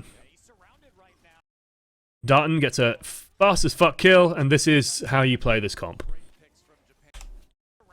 So we can't see what Toxicon's up to, so I'm just going to keep an eye on his hit points. But what I can imagine is happening right now is that Toxicon is trying to dive the backline or something. And then the Winston just turned around and engaged on him. The Winston's over here. So yeah, it looks like they've dived the backline maybe, and then Darton's just turned around and killed him, while Harry Hook's just been isolated by Tracer Genji. Winston, Anna, the supports just kill Toxicon. This is... It's not the worst in the world for Spain. Like, they can afford to be a bit rough here and just trade a little bit because their spawn door is literally right fucking there. Honestly, Japan could still be capitalizing, and they're building an advantage as we speak. Winston's going to just drop down, and this is the advantage at this point, by the way. This is why Winston's so strong here. It's because you can drop down, do some damage, drop a bubble, and then just keep your jump and you come back up, and then get healed by Anna. Like, that's part of the strength of this. Toxicon might have just gone up and over and done something stupid, like try and fight these two up here, which is not going to work out, like AKTM's just learned. Winston, pretty strong. Harry Hook and Winghaven doing a good job. Okay. So Spain should now be considering the next fight. They should basically be considering the fact that Yoz has probably built up a lot of ultimate charge, but no one else really has had a chance to. Meanwhile, Bromas almost good to go. Bromas should be ranging forward. They need to be more aggressive with this. This is not the time to put 4 people on the payload, guys. Honestly, at this point, it should probably be Lucio and Anna hanging around on the payload. The rest should be setting up to cover these, like this door and this alleyway. They should be just holding this. Toxicon should be spamming down. And they should just be calling out as people come in. They should be making it difficult for Japan to re-engage, but Japan are just going to run in from the looks of things. They're just sort of giving it up free. They're just all standing on the payload for no reason. Like, all this time they have to be ranging forward and getting something done, but they're not. This is strange out of Diva. It's just wasting Matrix at the moment. Winston dives in the backline. What the fuck happened there?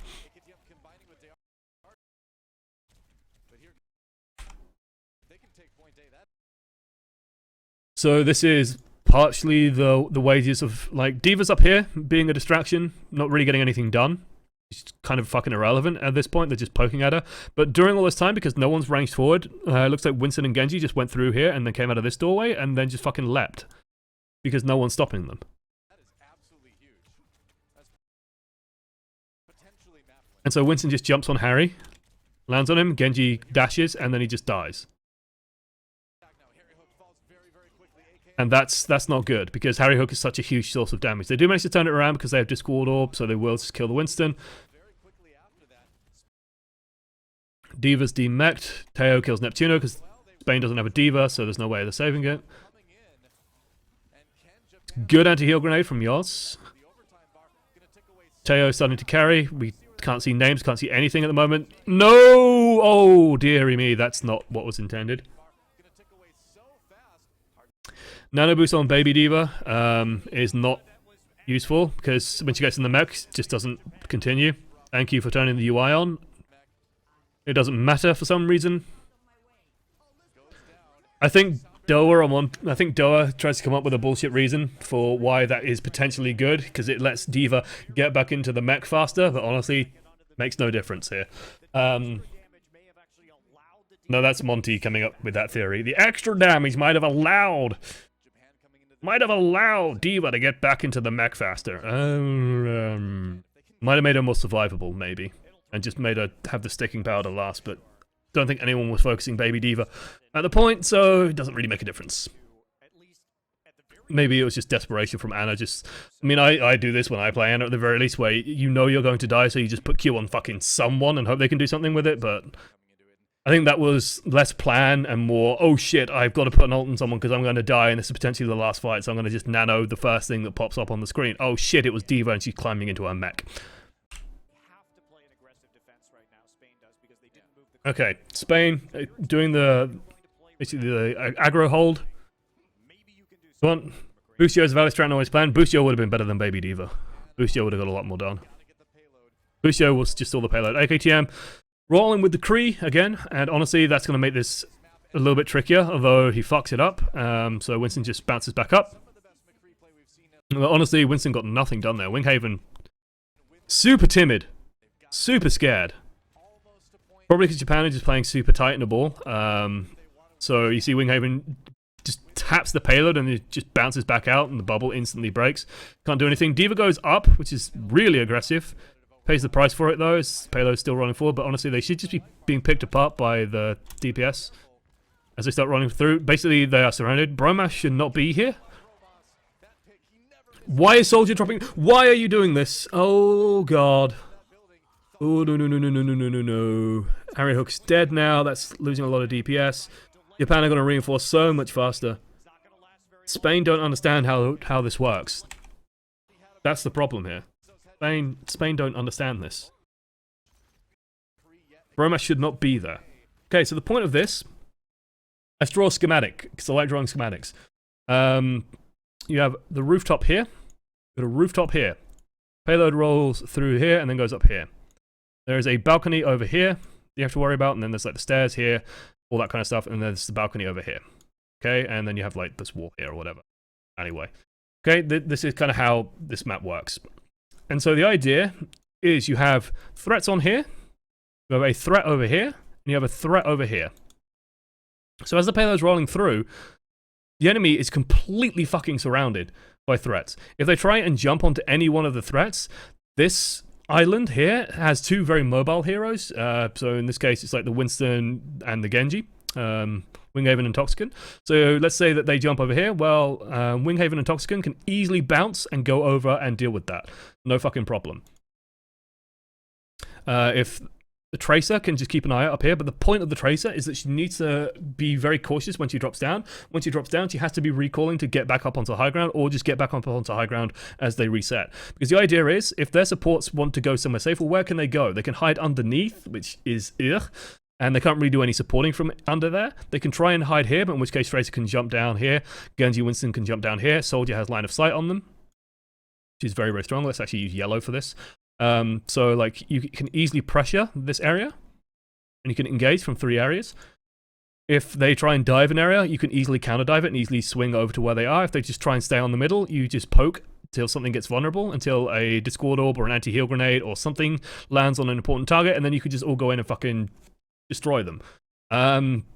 You don't, as Tracer, decide to drop down and then just run around here for some reason, and then McCree runs up and just kills you. You being on the low ground, especially in this area, just completely nullifies the point of the strat, because then you are overloading. Instead of having a threat over here, there's no longer a threat over here. The threat is now over in this area. And so they just have to focus their defense sort of in this hemisphere. And suddenly it'll all work.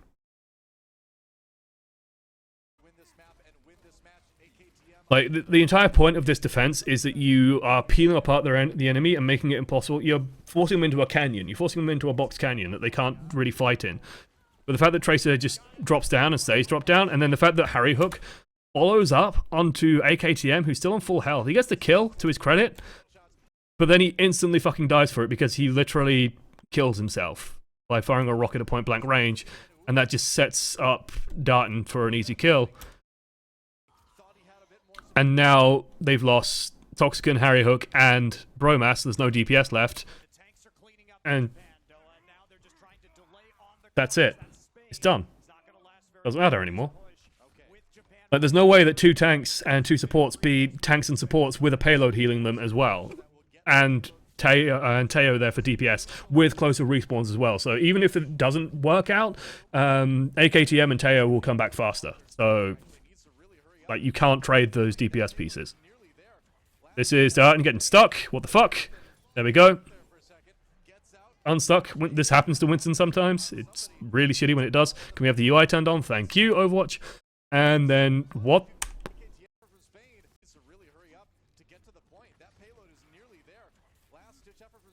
Winghaven just jumps in. Touch too early. Actually, yeah, I guess they don't really have time for it. This is, again, partially just them staggering as well. It's just messy from Spain. Like, it's like they're running tactics they don't understand, and they're paying the price for it. And Japan end up winning. And that, I think, is about all we have time for tonight. Oh, and this was, to me, like the biggest surprise. And you can see they look. That's a very unhappy man. A very unhappy man. Japan would have been feeling pretty fucking ecstatic. And this was sort of one of the two big stories coming out of these group stages for me, which was just Japan surprising everyone, looking really good, and Spain not looking great, and then Australia doing so well. Next week, who knows what we could be doing? We could be doing something from Katowice, or if we're not, we'll do Australia versus Japan in the final qualifier. We get to see that play of the game. This was impeccable. But I think Teo was undersung in this series, and I think he did really well. I think Teo looked really fucking good in this series. And Monty and Doa looking beautiful as ever. Right, guys, thank you so much for sticking with me for like 3 hours of Pro VoD review. Hopefully that was a lot of fun. I had a lot of fun doing it. Hopefully you guys understand a little bit more about how Pro Economy works and how why Pro Overwatch is so exciting, why there's such a good tactical layer.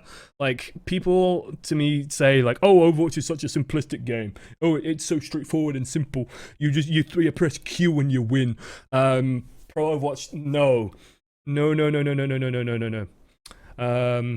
Oh, is Poopy just? Oh no, Poopy's just hosting me as well. Massive shout out to Poopy. What a beautiful lad he is. I believe he's Finnish. He's a great guy. One of the most long-term players in Overwatch as well. Thank you so much for the host, Poopy. Yeah, well, like, he's probably ended the stream at the same time I have. Also, the VoD is stuck on Monty and Doa's beautiful faces. Monte and Doa even. They're good casters. Like, I've heard some people be critical of them, but honestly, I like their casting style. It's a bit more laid back than I think. Like ZP and Uber. ZP and Uber are good casters, but I don't like the mix of the two. They're two high energy casters, and honestly, I think you want someone low energy paired with them. So you want ZP and Hex. You know, Jason and Jason and Uber.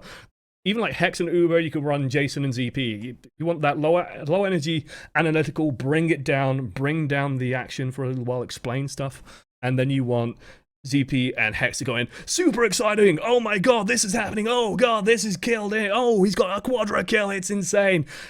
Hex coming out, Uber coming out with some strange idioms and doing all this cool shit. ZP coming out with his weird phrases, but honestly, he's hilarious and he's got a beautiful hype voice and sounds absolutely superb and crisp and clean. It's always beautiful. Josh and Ryan would also be amazing.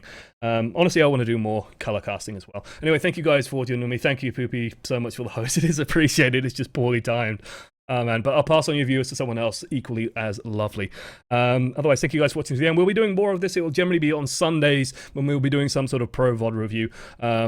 And it should be fun. I had a lot of fun doing this one. Hopefully you had a lot of fun watching it. Thank you guys for watching to the end. Thank you to everyone who subbed, and thank you to the people hosting me, Buckle, Poopy, Ardagay, all massive stars. Actually, I think Buckle did Buckle host me earlier? And also McCree, but Buckle subbed earlier as well. So thank you to the subs as well. Sunzen, Palladium Core, Nibelung, 1 Inch, Buckle, Darth OW, Chaops, and Despotox earlier on, and also I think some chap called Texas something also said he subbed earlier.